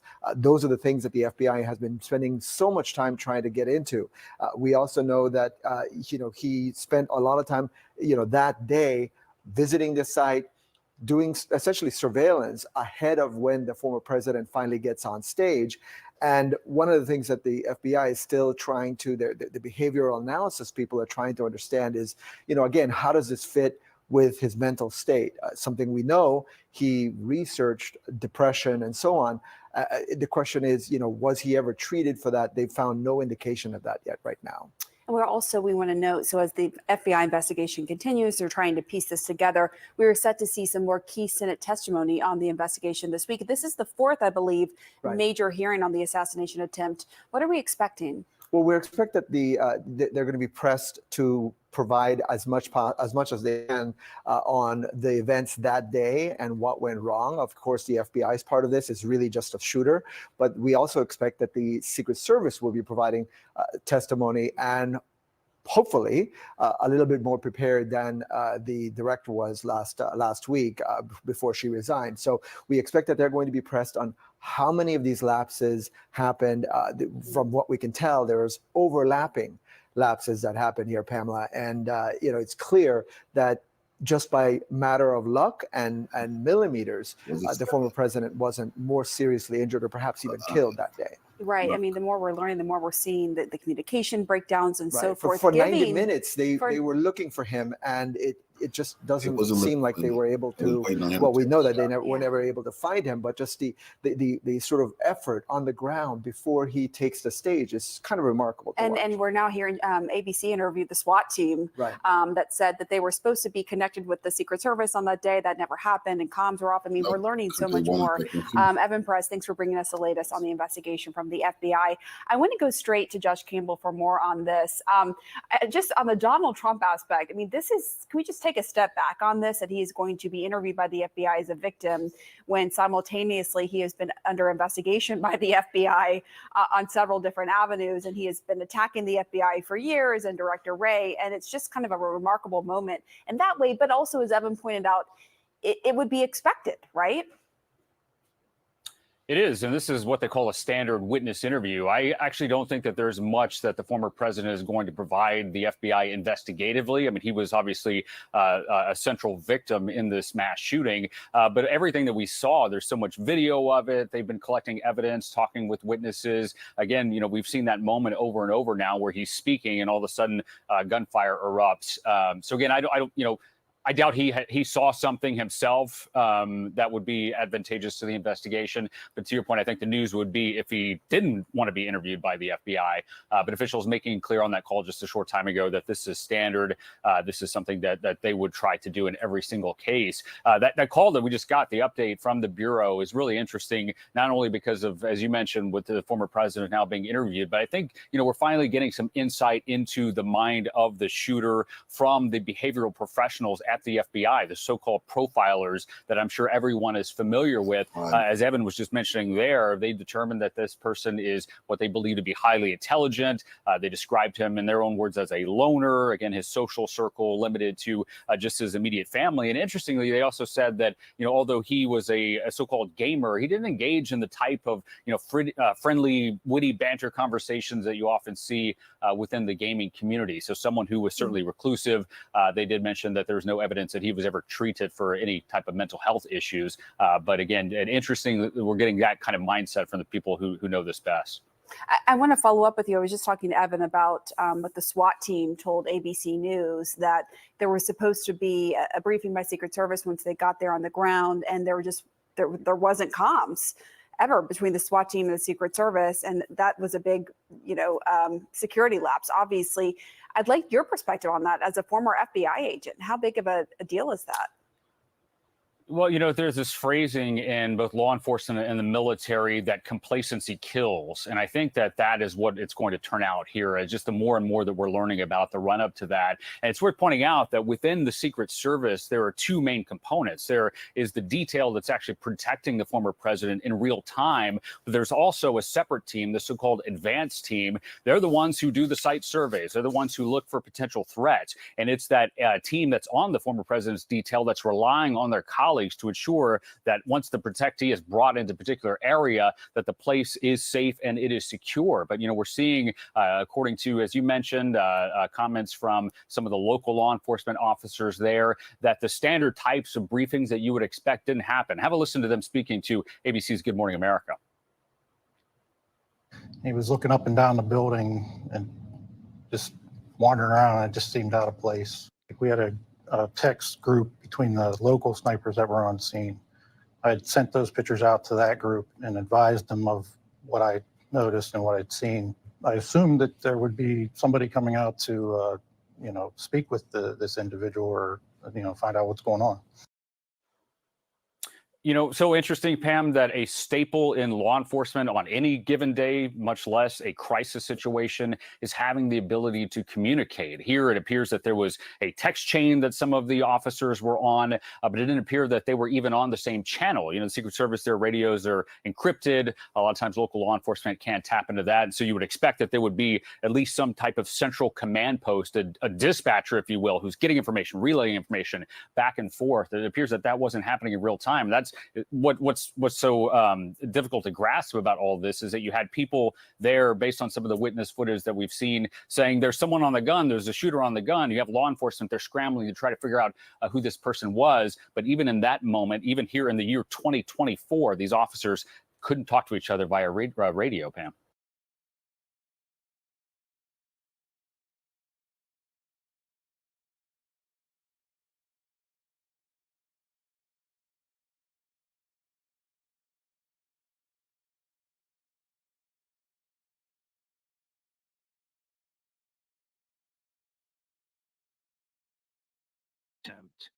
Was Crook a patsy for sinister forces? Was he a lone wolf? Was he trained? Did he know what he was doing? Did he plan it? Did anybody help him wittingly or unwittingly? Just give us your latest handle 2 weeks after the event. It is very unlikely that he was a lone wolf. Who was helping him, who he was working with, that is to be determined. My friends, former Secret Service agents, they are increasingly alarmed and disturbed as more and more information comes out about the egregious lapses, complete abandonment of Secret Service standard operating procedures. They have rules of engagement. They have processes that are supposed to be followed in doing advance work. They have procedures to be followed in running tactical operations centers, the TOCs, the command centers. None of this was followed.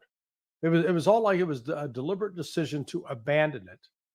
And then the questions that surround Crooks, whether or not he was deliberately killed to keep him silent, or he was actually killed because they finally got eyes on him at the last minute, it's unclear.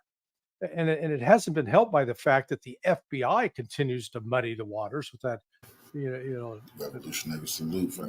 I got to watch my language with Christopher Wray. Here's the man who's the director of the FBI, and he doesn't even know the difference between a cartridge, which is a fully intact round of ammunition, and a shell casing, because a shell casing is what you get after you fire a piece of round of ammunition.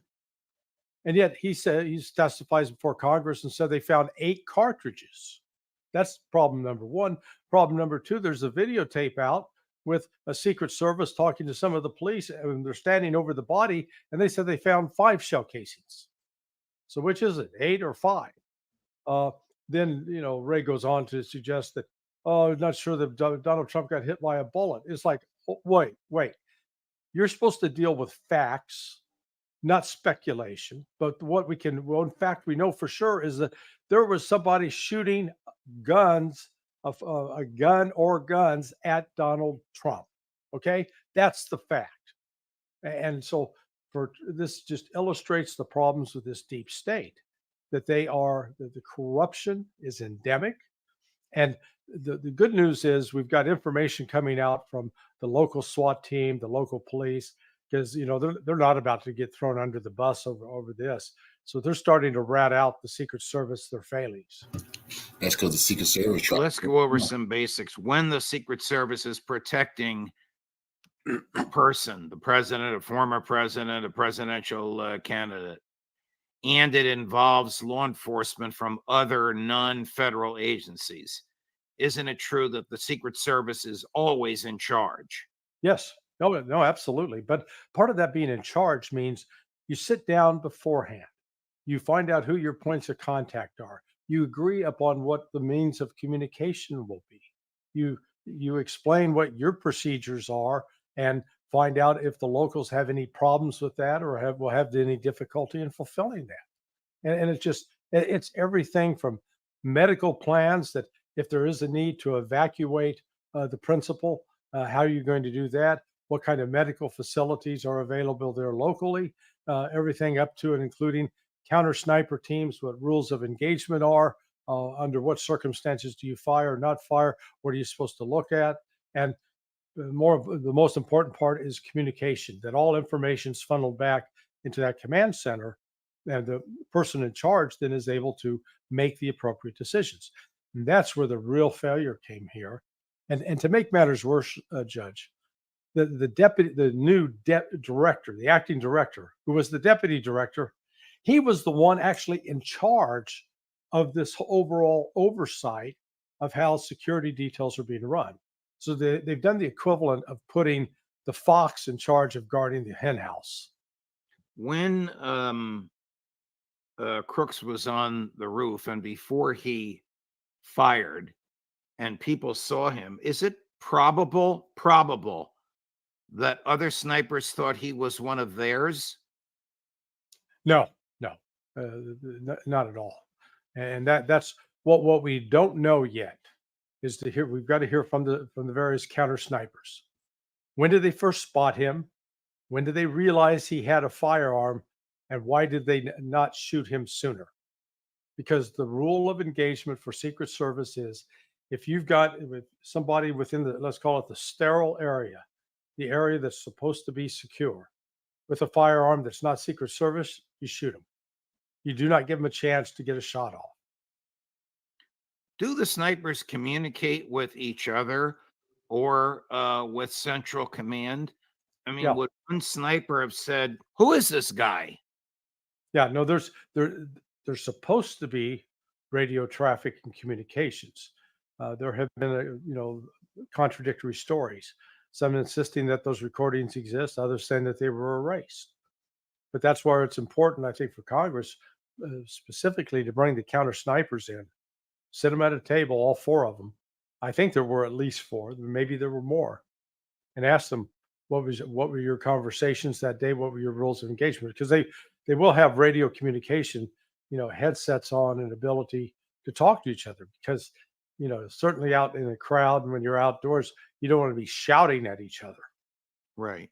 And you certainly don't want snipers shooting at each other because they don't know who the other snipers are.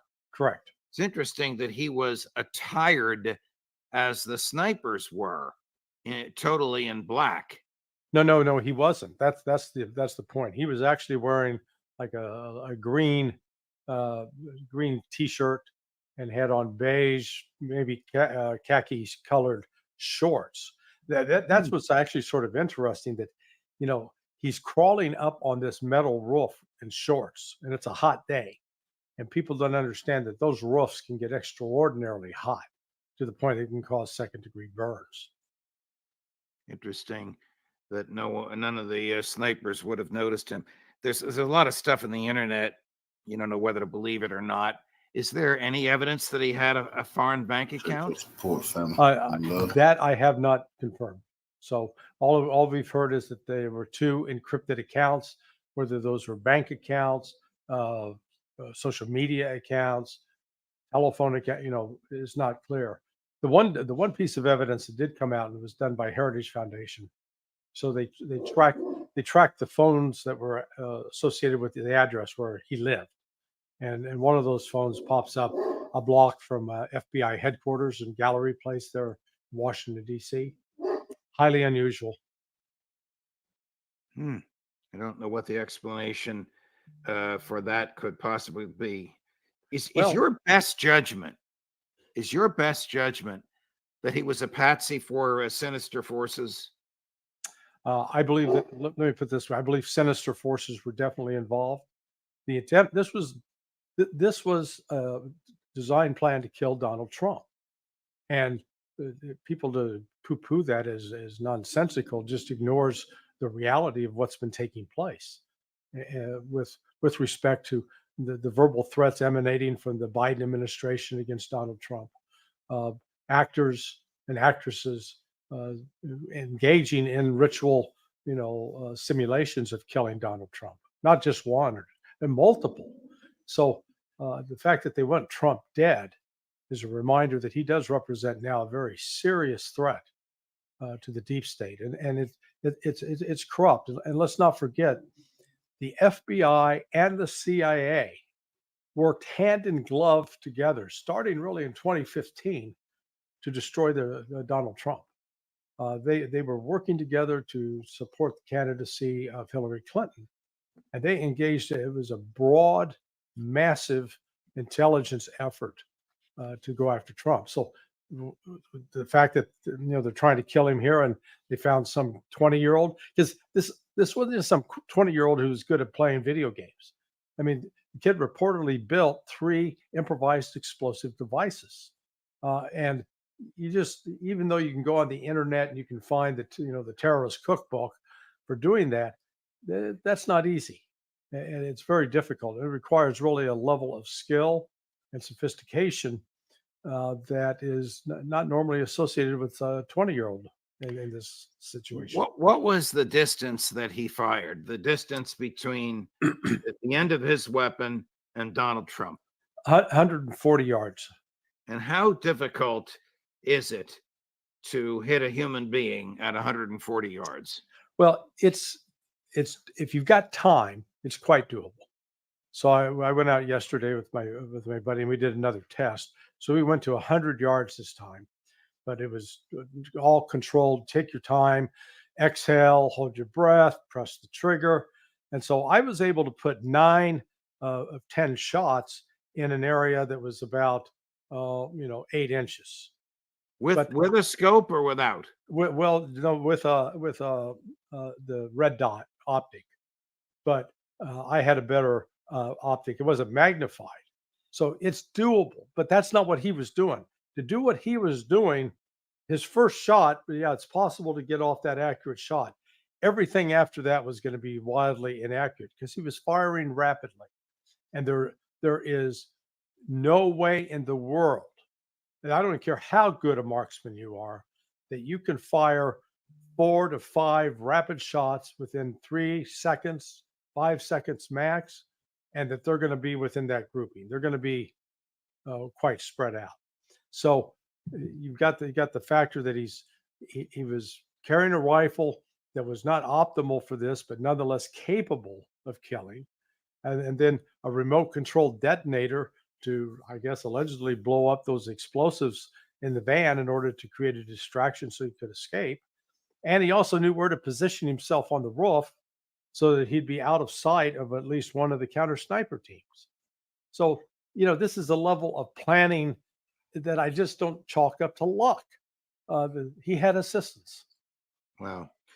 All right, switching gears, Larry, and thank you for monitoring this for us as professionally and effectively as you've done. Why do you have an opinion as to why Chinese and Russian jets were circling off the coast of Alaska last week? Yeah, they're tit for tat. They're doing the same thing. Here's NATO been flying jets and B-1 bombers and B-52s up to the border of Russia, up in the Baltic Sea. So we don't report that. We always report, the Russians and Chinese are doing this, without any context about what the United States has been doing. So we've been doing as much tweaking as they are. Ships arriving over the weekend, Russian ships arriving over the weekend in Havana Harbor. These are warships, I assume. They're not cruising, they're not cruiser ships. Yeah.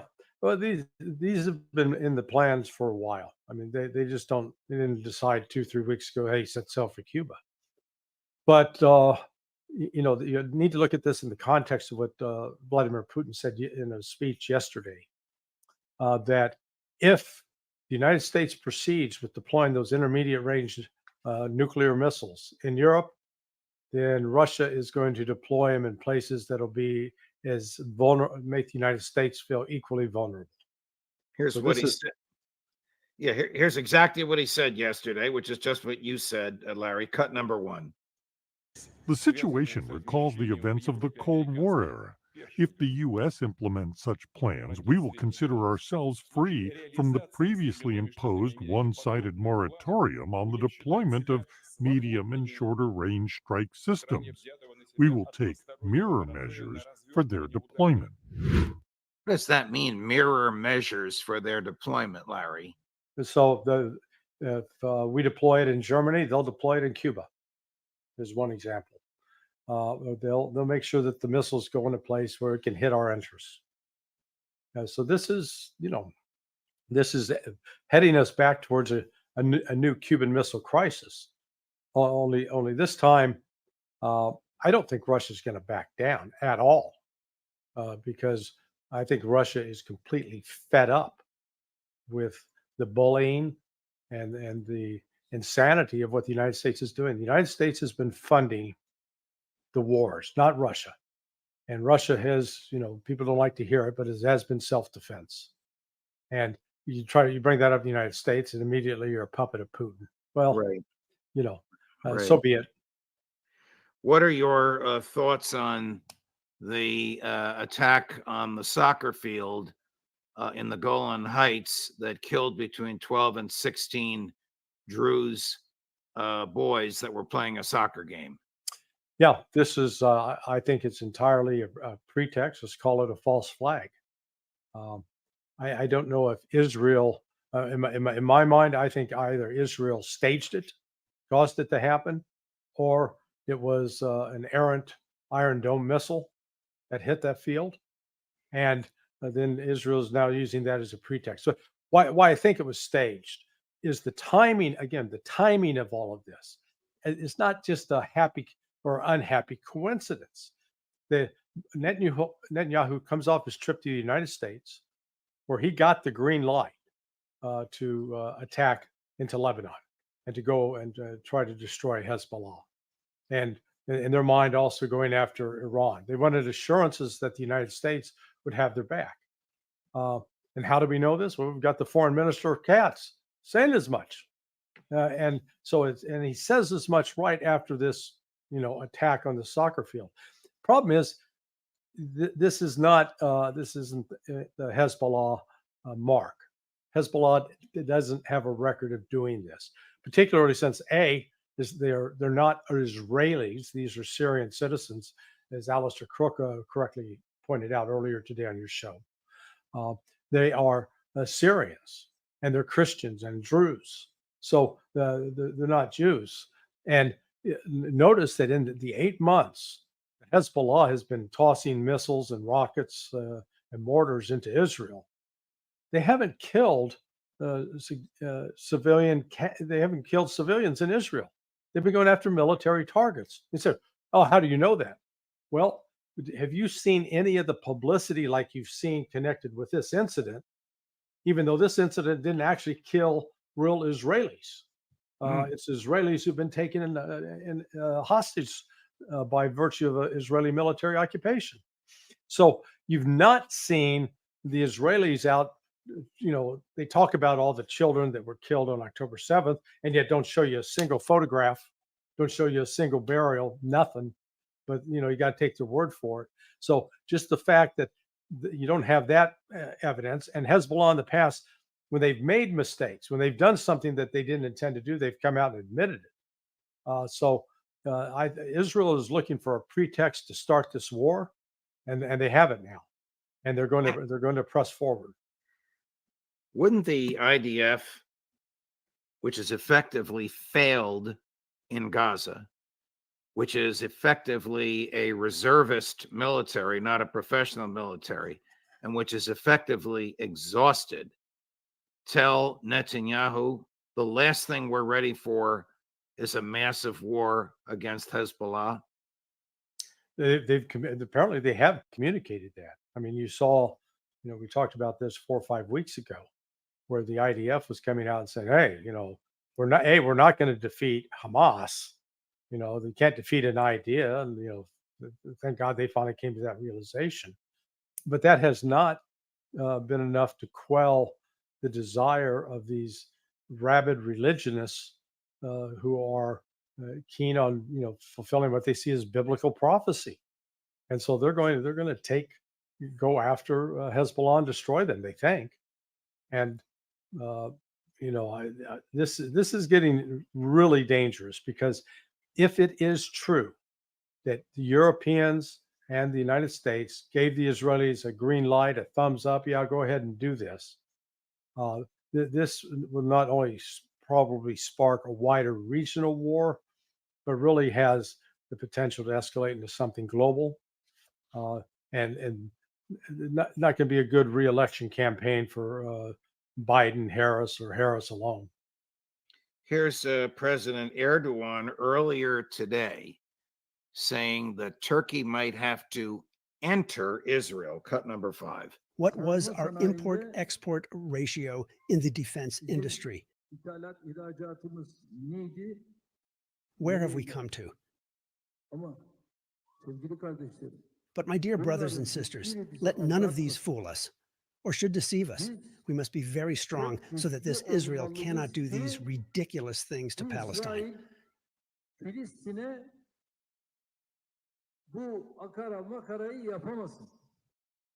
Just as we entered Karabakh, just as we entered Libya, we will do the same to them.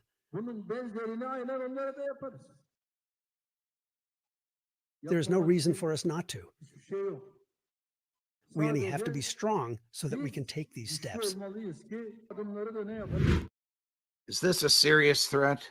Yes. And in fact, let's recall that Pakistan has promised Turkey that it would have access to Pakistan's nuclear weapons in the event that Turkey is attacked by Israel. And then on top of this, let's not forget there were conversations. There was a meeting last week in Moscow between Bashar al-Assad, the president of Syria, and Vladimir Putin. So, they're not just talking about great vacation spots on the Syrian beaches. They're talking about what the future holds with respect to a possible expansion of the war by Israel into Lebanon and also into Syria, because from Israel's standpoint, they see both as a threat that they must defeat. So this is a very volatile situation. Yeah, Erdogan in the past, he's been known to talk a big game and not do much, but his rhetoric on this really ups the ante in a way that he hasn't before. If the United States did help Hezbollah, in what form would help Israel fight Hezbollah? In what form would that aid come? It'd be deja vu all over again. Last time the United States got heavily involved militarily was in 1983. We had battleships off the coast of Lebanon. The battleships were firing their huge shells into the Bekaa Valley, and killing Hezbollah folks, families, as well as fighters. And Hezbollah, through a fellow named Ibn Mughniya, who was directly supported by Iran at the time, they carried out the bombings of the U.S. Embassy and the bombing of the Marine barracks. And that Marine barracks killed, dozens of Marines. And it was after that the United States sort of backed out. So what we're looking at here would be our ships, instead of firing, battleships firing, they're going to be firing cruise missiles. You probably have an aircraft carrier launching airstrikes. But again, we haven't learned anything over the course of the last 50 years. Airstrikes do not defeat a ground-based enemy that's dug in. Just ask the Houthis. Here we've had the United States blasting away at them now for 8 months. And what does it achieve? Nothing. It hasn't opened up the Red Sea. So, but what it does do is if the United States decides to get directly involved in the conflict, there'll be a risk that some U.S. fixed-wing aircraft will get shot down. Pilots will be taken captive. And I can't rule out that there will be attacks on U.S. installations, military and diplomatic, around the world. So that, they'll retaliate. Here's somebody who knows well the history of the region and American diplomatic and military failures. Cut number 3. When the United States entered the world stage in Afghanistan, Iraq, Libya, how did it end? What peaceful changes for the better occurred there? Now, when they repeat like a mantra, we will support Ukraine for as long as it takes, I'm curious, how long will it take? Like in Afghanistan, where it took 20 years to realize that you lost, or in Iraq, where you also left, although now you are trying to stay despite the Iraqi parliament's decision that the U.S. should withdraw its troops, or like in Libya, where the state collapsed, and now everyone is trying to piece it back together. A multipolar world is a reality. It's not something someone invented. Sergei Lavrov, the Russian foreign minister, he has forgotten more than Tony Blinken has ever known. Yeah, I mean, the stature of the man, and he's not just big, tall physically. He is intellectually big and tall, and widely respected around the world. Whereas we've got the little Pushin in the person of Anthony Blinken, who is not respected, not admired, and not listened to. So Lavrov was exactly, he wasn't exaggerating and calling out the failures of U.S. foreign policy over the last 24 years. I mean, we're now almost a quarter of a century into the 21st century, and it's been just a record of unmitigated failure on the part of the United States in terms of foreign policy, and particularly in terms of building international coalitions and working with others. We've gotten to the position now that you either do what we tell you to do, or we're going to hit you with sanctions, we're going to destabilize you with CIA covert actions, or we'll go to war with you. And that, the rest of the world is saying, enough. No, we're not with that anymore. Before we go, Larry, do you think that NATO and the EU are preparing for war with Russia? Verbally, yes, but they've not taken the steps needed to, one, reignite the industries that no longer exist for producing the weapons that they would need inside if they decided to go that route. But the bellicosity of the rhetoric is such that when you're Russia listening to it, you can't make the assumption that they're just talking through their hat. No, you have to assume they're serious about this. So I fear that Europe will exaggerate or be self-deluded about their own capabilities, and then they're going to get into a fight that they'll take a beating, a severe beating. Larry Johnson, it's a pleasure, my dear friend. Look forward to chatting with you with that youngster.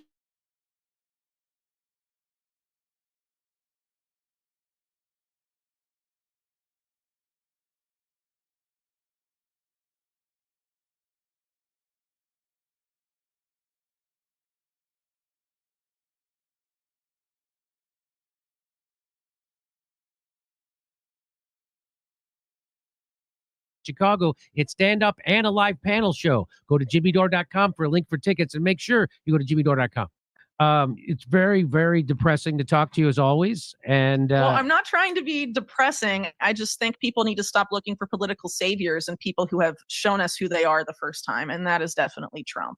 Trump had a major crisis on his hands with COVID. He gave monetary response completely over to his pal, Larry Fink, who has helped engineer this crazy inflationary crisis we are in, along with Steve Mnuchin, his Treasury Secretary the first time. And he had horrible cabinet picks. He promoted pre-crime big tech surveillance when he was in office, among other things. People should know this and know, just not get caught up in campaign rhetoric. It's easy. It's very easy to have that happen, but we need to not be so emotional about how we approach this and think about these things critically and, maybe organize as Americans and try and make a better country, ourselves, and stop waiting for the government to do it when we know it's run by, intelligence agencies and organized crime. Like, these people are not going to save us. They're just going to use us however they can, exploit us so that they can continue their lucrative rackets into the next millennia. That's essentially what they've done for a long time. And I think we should say no to those. And essentially every candidate that gets promoted by either of the two parties is going to be backed by that blob of intelligence and organized crime. Otherwise, you don't get those big party nominations. That is correct. So why do you think that the deep state hates Trump so much to the point where they impeached him twice, gave him 4 different? I mean, if he's going along and playing and Peter Thiel is their big funder, why do they seem to hate him so much on the surface? In fact, almost an assassination attempt was obviously an inside job. So what do you say to that?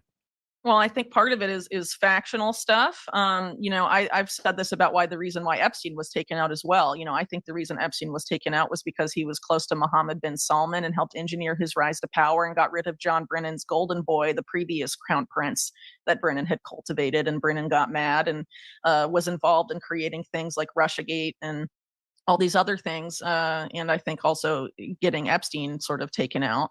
But I think, at the time Epstein died, he was involved, MBS was very involved with Kushner and a lot, not necessarily that Trump and Epstein were close, but it seems pretty likely that they were batting for the same team at the time Epstein died, or at least before he was arrested in 2019. That's why you have, Steve Bannon being the person trying to rehabilitate Trump's image and all of this stuff, filming him for like 15 hours to make a documentary about how great he is and all of this stuff. So you think it's just factional?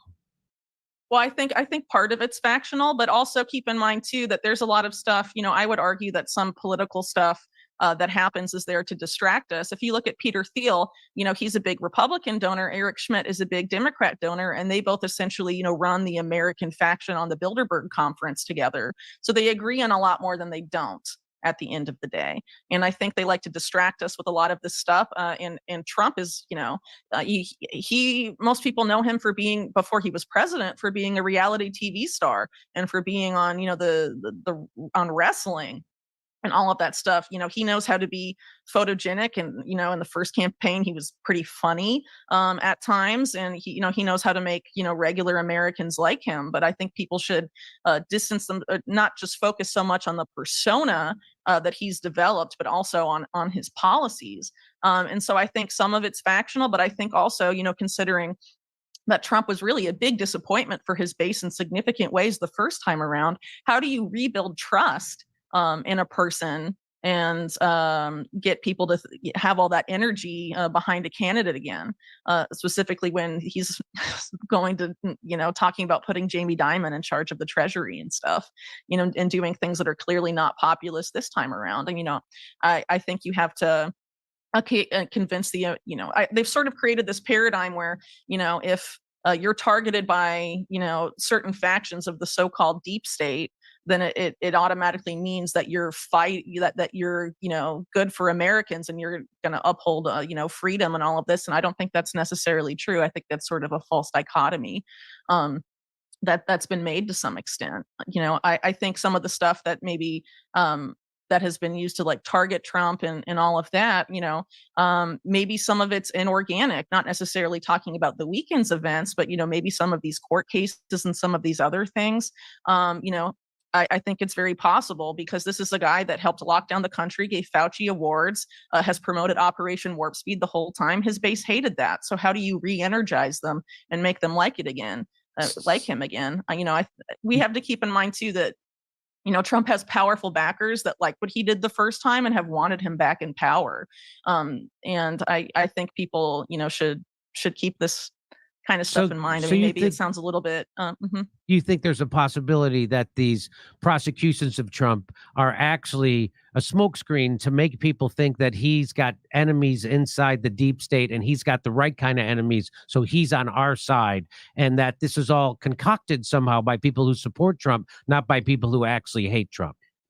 Well, I mean, I think it's possible that some of those have been an effort to sort of make it look like he's up fighting against these people when he served them so much in his first term. Yeah, I think there's some of that too, but I think there's, factionalism as well, between certain groups that take turns, I guess, dominating the unelected bureaucracy that is the so-called deep state. Right. But ultimately, Trump, when he was in office, served the national security state. I think he will, and Wall Street. And I think it's very likely he'll be doing that again in his second term.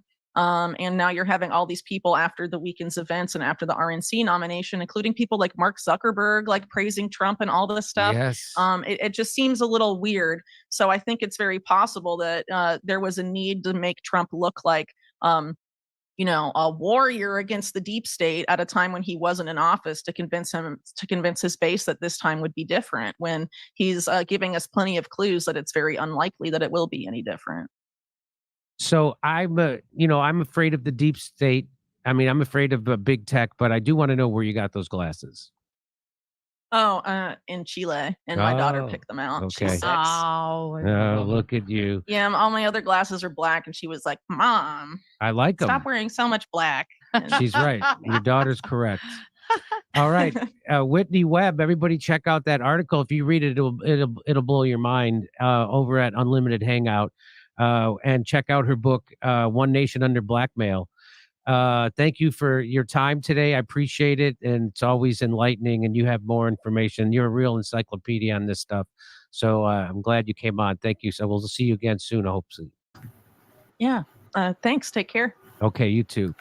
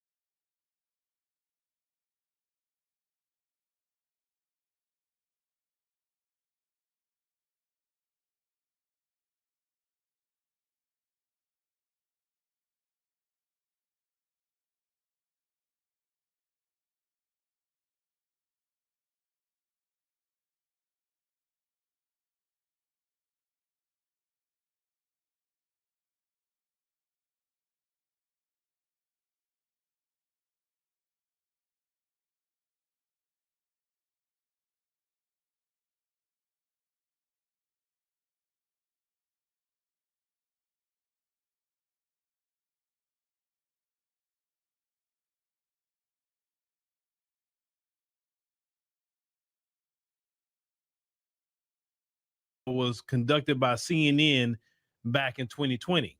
And Vice President Kamala Harris, of course, she wasn't the vice president at the time. That's when she was running for president at the time. She was asked about reparations. And I want you to hear how she answered back then when she was asked about reparations in the form of cash payments. What specific actions do you plan to take to administer reparations for this unpaid labor? Right. So I'm actually supporting a bill. There's a congresswoman by the name of Sheila Jackson Lee that has written this bill out of the House, which I am supporting, to study exactly what should be the response to your question. But to your point, and to just support your point, look, we had centuries of slavery in this country. We had decades of Jim Crow. We had legalized discrimination and segregation. And then we had de facto discrimination and segregation. And to believe or suggest that those years of treatment and abuse and violence and crimes did not have an impact is to overlook the facts of history. And for that reason, I support the legislation and what we need to do to think about specifically what it means in terms of the next steps. But I thank you for that question. Senator, yes or no, do you support financial reparations? I support that we study that. We should study it and see. But look, really be clear about that. So I'm not going to sit here and say I'm going to do something that's only going to benefit Black people. No. You know, the one thing about Vice President Kamala Harris, you have to remember she's a lawyer. So she knows how to talk in circles, but not say anything. And everything that she said, she acknowledged the history of America. But at the end, when Don Lemon asked her specific question, do you support reparations in the form of cash payments? What did she say? Well, I support a study to look into that. But she did not say, yes, I support reparations in the form of cash payments. She didn't say it. She's talking about that scam HR 40, talking about a study. But when there was money for Ukraine, there was no HR whatever number to study that. When it's money that go into Israel every year, it's no study for that. During the time of the pandemic, it was no study for the trillions and trillions of dollars that went out during the pandemic. All these foreign countries get this money every year from the United States. It's no study. But when it comes to us, it's a study. But that study is a stall tactic. And that stall tactic kind of worked back then. That stall tactic won't work now. Sheila Jackson Lee, she just passed away. May she rest in peace, whether you agree with her politics or not. She's not here anymore. And we just got to look at what was her legacy, down the line. But she did not commit to reparations in the form of cash payments. She just talked in circles. What is important today, as she's on the campaign trail, it has to be 2 questions asked to her, just 2. Hey, Vice President Harris, what is your position on reparations in the form of cash payments? We don't want to talk about a study because you don't do a study for Ukraine. You don't do a study for Israel. You don't do a study for everybody else. So what is your position on reparations in the form of cash payments for the descendants of slaves, those the government called the freedmen? What is your position on that? You support that? Yes or no? That's how you got to present it. Yes or no? She gonna not say yes. She's not gonna say no for the most. She's not.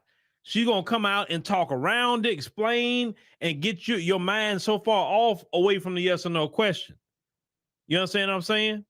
The second thing you got to ask her, cases like Sonia Massey, cases like this person, that person, Breonna Taylor, we need an anti-Black hate crime bill.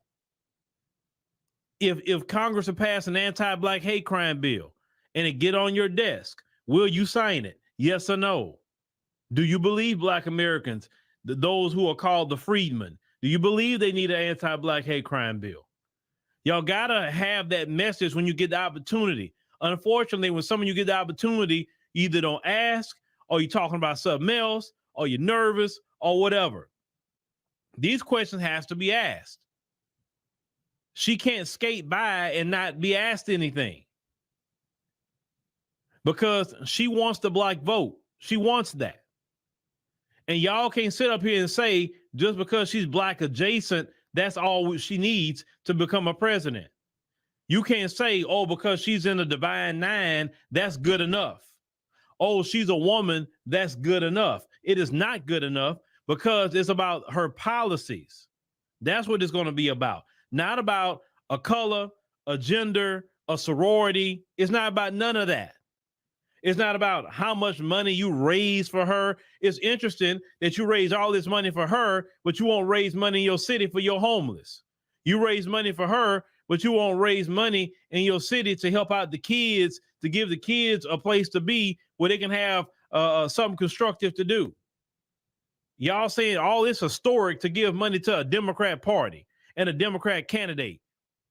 If anything, Black folks should feel shame with themselves. Shame on you. Excited about giving money to a political candidate and not excited about giving money to people in your own city. That's sad.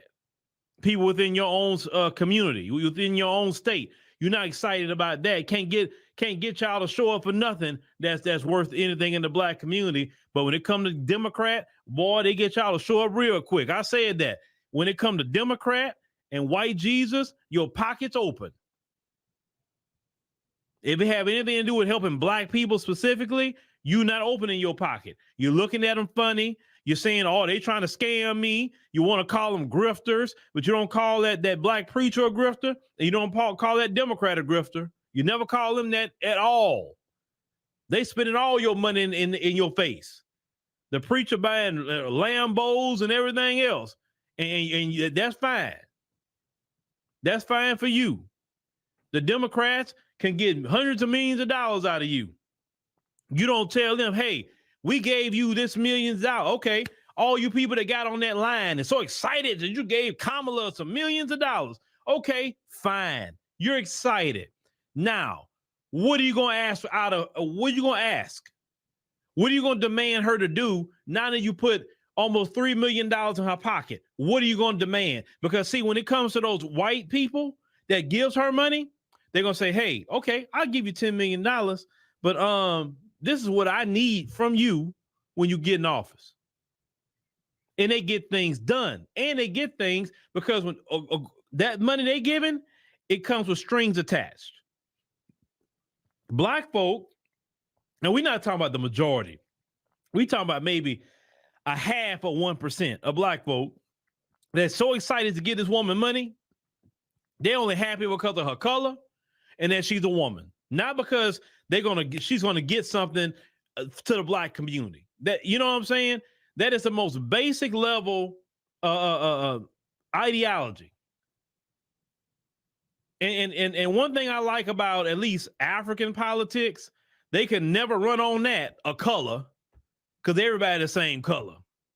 No, but in this country, a color. It gets annoying.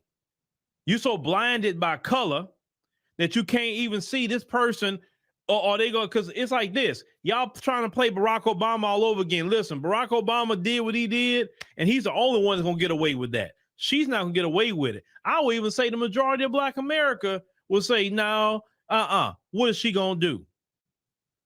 What is she going to do? She's not offering you anything. You know what? How I want to prove she's not even trying to offer you anything or offer the American people a policy by now with hundreds of millions of dollars. Look at her website. This is her website, KamalaHarris.com. Harris for president. With your help, Kamala Harris is ready to win this election more than ever. We need to unite to defeat Donald Trump. Rush a donation today. Rush one. It's a plain thing with her picture. It is her website asking to give money. And if I hit close here, like, where's the policies? Paid for by Harris for president. Where's the policies, ladies and gentlemen? No policies. None. Nothing out here says issues, anything. This is what is on her website. And how can you take her seriously if she has nothing on her website? But let me go to Donald Trump's website. This is Donald Trump's website. I can scroll down here and go to his platform. I can at least read what Donald Trump wants to do. He's spelling it all out, what he wants to do in 20 points. You understand what I'm saying? And he got a lot more. You want to go there, you can. But what I'm saying, this is Donald Trump's site, and this is Kamala Harris. Give me money. But you want to call people online grifters. No issues, just give me money. But Trump, I can at least go critique him and what he's offering. Then you talking about Project 2025. You can go to Donald Trump's website. It's not even on there. But yet this woman's running around here talking about Project 2025. Vote for me. Reproductive justice. I'm a woman. I'm Black. Vote for me. And yet you're not offering anything. You came into the race late with about 100 some odd days to go. And you don't have nothing. Listen, if I had came in that election with 100 days to go, that night I would have my website going with all the issues going. Man, I didn't got hundreds of millions of dollars. And you mean to tell me I can't get my people to put my issues on the website? Y'all, come on, man. Black folk, come on. Y'all that support Kamala Harris, come on, man. Only thing she says is give me money. And no issues on the site that you can read her and hold her to. I don't take nobody serious like that. I don't take them serious. If you want to talk about the Republican candidate, I can at least take him serious because he actually got something I can hold him down to and ask questions about. This one, just trying to skate in because she a woman or she a Black woman, a Black adjacent, she's a AKA, that's not going to cut it. That's not going to cut it. Then you got these silly people run around here and other content creators that's holding them to the Democrats to account. Listen to me. Because you're holding them accountable and they can't, they know you're not lying. They're going to try to say, oh, well, you getting money from the Republicans. And I'm going to tell y'all the same thing I'm going to say. Well, you know what? Why don't you go tell the Republicans to cut me a check then? Because I ain't got it. If they cut me a check, and you know what? If the Republicans did come cut me a check, why the Democrats didn't come cut me a check then? Huh? Why they didn't come cut me one? I'm supposed to be Black and they friend, right? And I'm supposed to be on their side. Well, if you say I'm getting paid, why they didn't come cut me one? You so worried about if I'm getting a dime, but you ain't paying attention to that Black preacher or that Democrat politician, all the hundreds of millions of dollars they get, you're not even questioning what they do with it. But you questioning if some Republican gave me $5? Republicans shouldn't have to come give me nothing. It is our job to tell the truth. It is our job to hold your God accountable, your blue God and your white Jesus one too. It's our job to hold them accountable. Now, I know you're mad because it's a cult for you. That blue God of yours is a cult. I know. It's I came to say, I think y'all worse about this blue God than the white one, white Jesus. Because at least y'all maybe got a little bit more sense when y'all deal with the black church. But when it comes to this blue God y'all have called Democrat, y'all act insane. Y'all act like y'all in a cult, literally. And you know, when somebody's in a cult, study people who've been in cults and how they act when you're speaking about the cult leader. Just study it. Go watch documentaries about cults. That's exactly how they're acting about these people. And the thing is, at least in the cult leader maybe do a little bit for them to keep them in the cult. They don't have to do nothing for them. They don't. They can do for everybody else in the cult, just not them, the black ones. They're excited about giving almost $3 million to Vice President Kamala Harris, but questioning me and other content creators if Republicans gave us $5 or $10 with no proof or anything.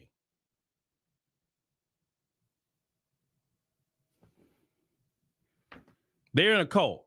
Bottom line, they're in a cult because when someone is bullying you, when someone is just acting wild and insane with you, they in a cult now. That's not even regular politics. That's a cult. Just as much you got people on the right that's acting cultish behind Trump too. It's on both sides. It's on both sides. You got people that's acting crazy on the right wing with MAGA, and you got people acting crazy and really acting, I think, a little bit more deranged when it comes to the situation with Kamala Harris.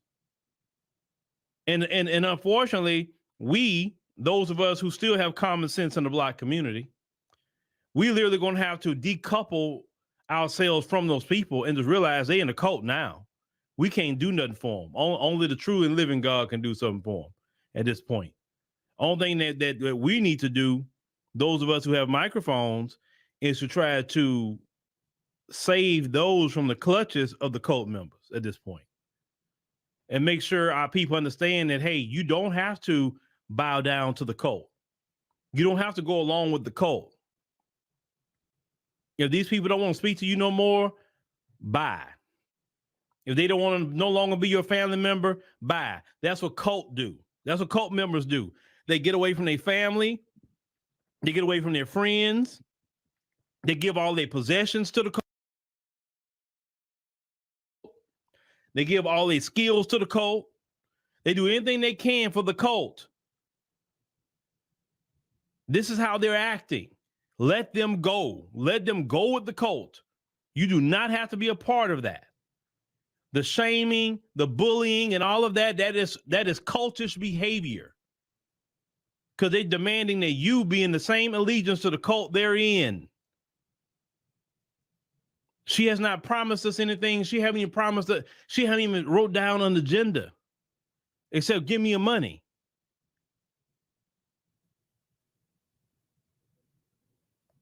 But let somebody like me ask for $25 for something and I'm grifting. But she not grifting? You know what I'm saying? Them people in a cult. You better watch them people. You better watch them. And if you sit up here defending them, you in the cult too. You joined it. It's just that simple. I'm not here for the lost. I'm not here for the cult. I'm here for the people that I need to speak to. You're not alone.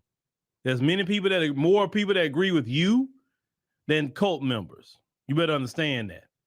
She don't support reparations, and she don't even take this serious enough to even put down her agenda on the website. She's been campaigning. That's the issue. That's the problem. But let's see how long it's gonna take her to get the issues up on the website. Let's see. I'm curious. I would like to know if she's gonna get it this week. And I want everybody to go to that KamalaHarris.com who make content. Go to that website and go look at it. Make content about it. Force them to make her write down the agenda we can hold her to. So like we can hold Trump to something. Because once the pressure come on, they'll do something because the Democrats are watching everything we're saying. I'm pretty sure right now, hey, we better go ahead on and write something down. They keep pointing that out. Yeah, she got to run on something. Because gone are the days are we just looking at a color, a gender, or anything else. Either bring a policy, oh, that's cool, you don't have to. But that couch will look very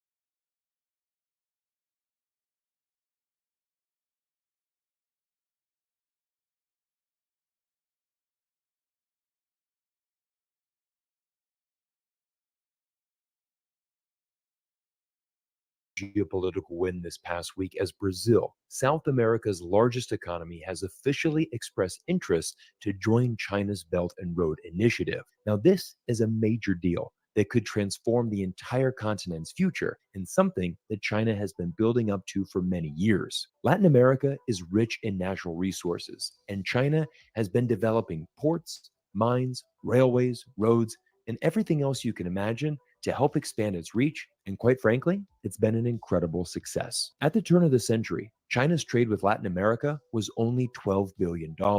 But fast forward to 2023, and that number grew to over $490 billion, representing an incredible 4,000% increase. Now, Brazil has always maintained great relations with China. In fact, the two countries just celebrated the 50th anniversary of diplomatic relations. In addition, China and Brazil are both founding members of the BRICS alliance. But when China launched the Belt and Road Initiative in 2013, Brazil hesitated on joining and has maintained that stance for the past 11 years. But why? Well, the reason is simple, and it's a strategy we often see used from nations who want to maintain good relations with multiple superpowers, in this case, the United States and China. While Brazil has been expanding its relationship with China, it has also maintained good relations with the US and EU, both of whom are important investment partners for Brazil. This strategy is called non-alignment and has been the key signature foreign policy of another founding BRICS member, India. But this is also the new multipolar world that we live in, where no developing nation wants to align with only one superpower exclusively. While the US is a great security partner to have, no one can compete with China in terms of manufacturing and trade. And in fact, I have two images that will absolutely stun you and help you realize why China will continue to have a dominant future in our global economy for many decades to come. This image shows what the world trade looked like in 1960, when the United States was the sole superpower. The US dominated trade, with Germany and Britain acting as regional subpowers. And did you notice where China is on the map? Nowhere. Because 60 years ago, China was one of the poorest countries in the world. But like Napoleon famous said, let China sleep, for when she wakes, she will shake the world. And that's exactly what happened. By 2020, China became the dominant trading partner for the world, with the US now taking the role of a regional subpower in terms of world trade. Make no mistake, this has been a strongly calculated move from China, who first opened its economy to foreign investment through Deng Xiaoping's economic policies and doubled down on expansion by building partnerships throughout the world. When Xi Jinping visited Kazakhstan in September 2013, he formally launched the BRI with the goal of expanding China's trade to every corner of the globe and using this trading network to fuel China's own economy for many years to come. Of course, you've probably heard the recent headlines that China's domestic economy is retracting, with the real estate sector cooling off and domestic consumption in decline. But because of the BRI, China's export business is thriving, smashing estimates and expanding, as China remains the chief global supplier for more than 120 countries around the globe. But here is where things get interesting, because something had to flip in the Brazilian president's mind to make this monumental decision to move away from non-alignment and finally express interest in joining China's BRI. And the answer can be found in Peru, where just 50 miles north of Lima lies an incredible new $3.6 billion Chinese port that will not only change the entire future of Peru, but also the entire continent of South America. China is achieving success on the global stage because it offers a very different product than the United States. While the US goes around the world promoting democracy and the rule of law, this largely means that when a US official visits South America or another developing part of the world, they come to give a lecture, and the local people receive nothing in return. This was even highlighted in a recent Wall Street Journal article entitled "China Makes a Port Play in Peru," where it states, "It's rumored around Lima that the US tried to stop the Chinese investment. Some pro-market Peruvians say the State Department undermines its own interest in the rule of law by spending too much time promoting left-wing causes and wokeism." Yikes. Wokeism is where common sense goes to die, and that's literally the last thing US politicians should be exporting to the world. Meanwhile, China offers the complete opposite: tangible infrastructure projects that have an immediate impact on the local economy. This new Chinese port will not only serve Peru, but also become the primary connecting point for goods from Ecuador, Chile, Colombia, and Brazil bound for China. Combined, the 5 countries last year exported about $135 billion worth of products to China. But here is where China is thinking 2 steps ahead, because the port will also become a hub for shipping out critical commodities like lithium, an essential element for EV batteries, which China is also the world leader in production. But most importantly, this new port will slash travel times for shipping containers between China and South America, boosting trade between the 2 regions. The Chansay port began construction in 2019 and is scheduled for its grand opening this November to coincide with Xi Jinping's arrival in Peru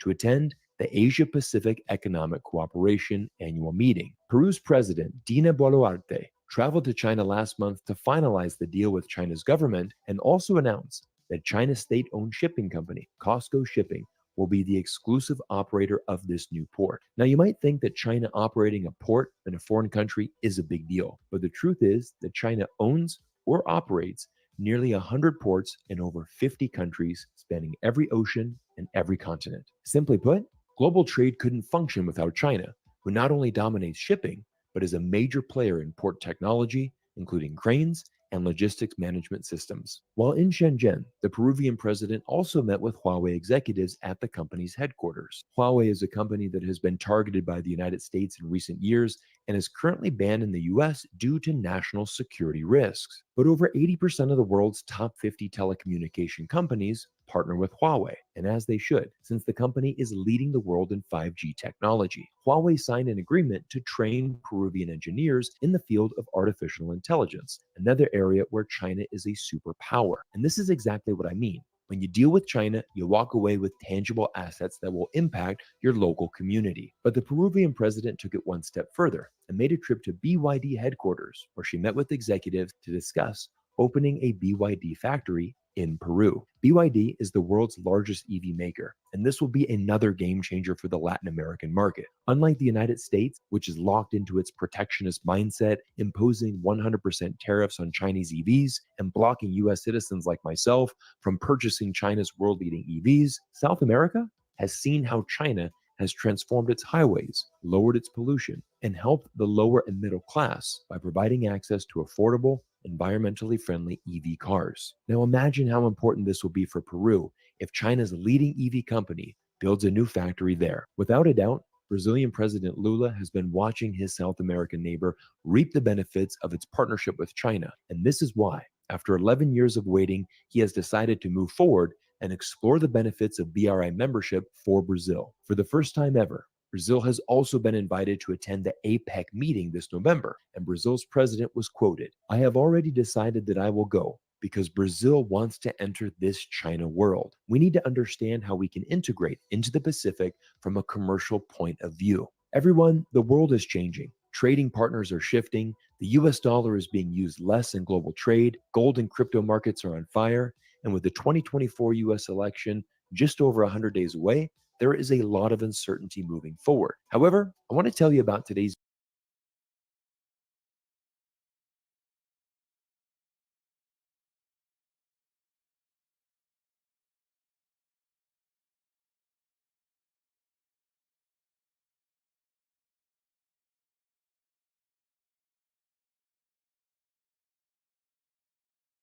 here in the show. We want to turn to another crucially important issue, and that is the broader situation in Northeast Asia and some efforts to address the U.S. policy there in South Korea, in particular, the Republic of Korea. We are very, very happy to be joined here on the show by Jamie Tyberg, who's a Korean organizer with Notital, which is just announcing a new campaign, U.S. out of Korea. So, Jamie, thank you so much for being with us here on the show. Thanks for having me. Excited to join y'all here. Well, great to have you here. And, you know, you all at Notital are launching this new campaign, U.S. out of Korea. So just for context here, for those who maybe don't know, how extensive really is the U.S. military and related presence, you know, in South Korea, the Republic of Korea? And, you know, how has it been intensifying as of late? Mm-hmm. So in South Korea alone, the U.S. military has 62 bases and 28,500 troops stationed in South Korea. These are actually just U.S. military bases in South Korea. They actually also have access to the existing South Korean military bases as well as South Korean military personnel. And they would have operational control over them in times of war. The largest U.S. military base actually is located in South Korea, the one outside of North Korea. It's in the city of Pyeongtaek. And just to offer a visual of the U.S. military presence in South Korea, these are like huge walled off sections of the city. There's repeated signs of no trespassing. Entire roads that used to be available to Korean people are blocked off now. And these military bases are also next to community centers. They're next to churches. They're next to playgrounds and schools where children are. And so they're really somatically disrupting the sense of safety that Korean people feel in their cities. The US military is also just more than the number of troops or the number of military bases. The US is deploying regularly US warplanes, nuclear submarines, heavy bombers, aircraft carriers, and they're hosting hundreds of military exercises annually on the peninsula. And these exercises even include the rehearsal of the invasion of North Korea. And in terms of intensification, we've really been seeing a major escalation by the US in Korea. Last year alone, the number of war games or the military exercises exceeded 200 days. And this is pushing the relations and the tensions in Korea and the relation between the two Koreas into a breaking point. Because of all of the increased hostility, North Korea is now completely disinterested in dialogue with the US. It's even closed the door on a peaceful reunification with South Korea, which it has pursued for decades, because the South Korean government is becoming so hostile. And so now North Korea is being forced to respond with increasing their defenses. And this is putting the Korean peninsula at the highest risk of an active state of war in decades. That's just wild to have it framed that way, because, you know, in the media and of course the way the US government frames it, it's always that the US presence in Korea is there to protect the Republic of Korea. They're just there to like make everybody safe, right? And of course deterring threats. So, you know, what's the real purpose of having such a huge footprint on the peninsula if not to protect the Republic of Korea? Before I get into the real purpose, I would say in terms of the narrative around the US is there to really protect people, you know, when I talk to my family members in South Korea or talking with the organizers in South Korea or all of the elders, one thing that is clear across class, across age, across gender is that US presence does not translate to safety or security or peace. For my grandparents' generation who lived through the Korean War, they witnessed firsthand the violence of the US military. They saw the number of bombs that were dropped on Korea during the Korean War, which exceeded the number of bombs that they dropped in the entire Pacific during the Second World War. And just a few weeks ago, actually, the South Korean media reported that a new CIA document has been uncovered that proves that the US gave orders to bomb civilian neighborhoods in Seoul in the early days of the Korean War. And so while we are taught, if we're taught at all, that Seoul was destroyed by North Korea, now we have evidence, a CIA document as evidence that the US was the culprit that played the larger role in the destruction of Korea.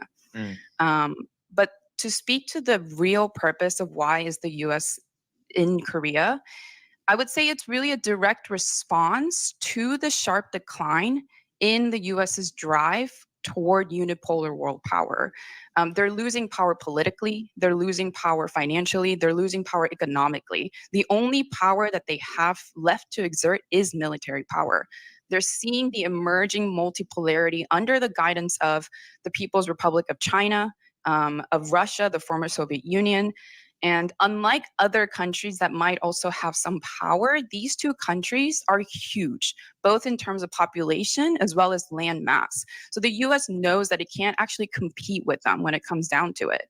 And China especially is surpassing the US economically. And China is also playing more of a mediating and facilitating role on the world stage politically. We saw this with Palestine when China invited the political parties of Palestine to discuss dialogue and unity. And countries in the Pacific, in Asia, particularly consider China as a source of collective economic development. So to them, the US poses a lose-lose situation, whereas integrating their economy and their country's trade, et cetera, with China offers them a win-win situation. And this is extremely, extremely dangerous for the US in protecting their interests in the region, as well as their position of hegemony. And Korea happens to be situated in a strategic location where having access to the peninsula, or at least the southern part of the peninsula, allows the U.S. to directly contest with the emerging multipolar powers. And I would also say that the U.S. is aware that their military is stretched way too thin across the globe. I mean, it's the only country that has military command structures all over the world, all over all the different regions, all the different continents. And so it knows that without the defense alliances that it has in South Korea, Thailand, Philippines, Japan, and Australia, it would not be able to actually maintain its interest in that region. No, I think that's critically important analysis, and to some degree, in both what you were saying there and what your response to the first question, you've already spoken to this to some degree, but I want to speak to it a little bit more because I think it's critically important, and I know it's both historical and contemporary, but the impact on just the day-to-day lives of people in South Korea, of course, where all these U.S. troops are, but I would assume, also in North Korea as well, where if you're faced with this, undoubtedly that's affecting your day-to-day life. If you could just speak a little bit more about those kind of impacts of what this U.S. military presence is really having on people. Mm-hmm. It's pretty mainstream and honestly has crossed over to the culture, I would say, that the U.S. military is not a force of security and safety for people. I mean, take a look at the movie The Host, which was a huge blockbuster in South Korea as well as across the world, directed by the director of Parasite. The movie is literally about the pollution from the U.S. military giving birth to a monster in the Han River, which then destroys the lives of regular working people in Korea. The U.S. military has admitted to burying massive barrels of Agent Orange in South Korean soil, which, if you know anything about the environment, it's the same soil that also crosses over to the north. Groundwater in Seoul itself has been poisoned by the U.S. military. Tons of other places where U.S. war games and military dumping are happening have left massive amounts of carcinogens in the soil and the water. And the thing about these being U.S. military bases is that when something happens, say like an oil spill, Korean authorities are not actually allowed access to go and investigate and try to clean up. They have to just completely resign their powers to the U.S. military, which is not going to clean up, which is not going to take accountability for all of the damages that it is doing to the Korean environment. And just military violence is a huge topic of discussion among Korean people. Back in 2002, 2 middle school girls were killed when a U.S. forces convoy driving an armored vehicle struck and crushed them. This is left in the cultural memory of the people. And, we don't have to discuss this, but we all know the U.S. military is one of the biggest institutional polluters on Earth. So whatever it's doing across the world is contributing to the accelerating climate crisis that generations of people are going to have to now suffer and deal with. And on that note, I'm curious if you could tell us about your new campaign and what you are hoping to achieve. Yes, absolutely. As an organization made up of Korean diaspora as well as other Asian diaspora, we understand that right now the problem is that the U.S. is able to do whatever it wants to do in Korea without facing any domestic criticism or opposition. So the American public has been kept in the dark and completely misled about the reality of Korea. And so we're launching this campaign because first and foremost, we're really concerned about the war and this next frontier of the Third World War or the new Cold War. We don't want any more bombs dropped on Korea. There's a genocide already happening in Palestine. There's a genocide in the Congo. We don't want another genocide in Korea. It's also not in the interest of the majority of the American people either. It only serves the American ruling class and only fills the pockets of those in the military-industrial complex. And so we want to end this era of U.S. impunity in Korea. And by doing that, and through the struggle of Korean independence, we want to support and expand this broad anti-imperialist front that's really re-emerging inside the empire. And I think the first thing that we really want to achieve is just educate the masses of people on this issue, because there is so much that is forgotten or unknown about Korea and the Korean War and why the U.S. is continuing its occupation of the Korean Peninsula. And we just want to be organized and ready to oppose the US whenever it really starts to escalate in Korea. And I want to emphasize that, again, this is not just a campaign for Koreans. It concerns everybody in the US. The situation in Korea could easily lead to nuclear war. US is actually the first, they are actually who introduced nuclear weapons to the peninsula when they snuck in thousands of nuclear weapons to South Korea. And so it really affects everyone, and we want to call on every person in the US to oppose US imperialism in Korea, because opposing US imperialism anywhere supports the resistance to it everywhere. We're going to be launching the campaign next Saturday officially. If you are in New York or the Bay or LA, we have local events happening that you can find out through our social media. Or if you're anywhere else, our launch will be on the People's Forum YouTube page, so you can tune in that way. Excellent. Right on. Well, we really Cool figure. Follow me.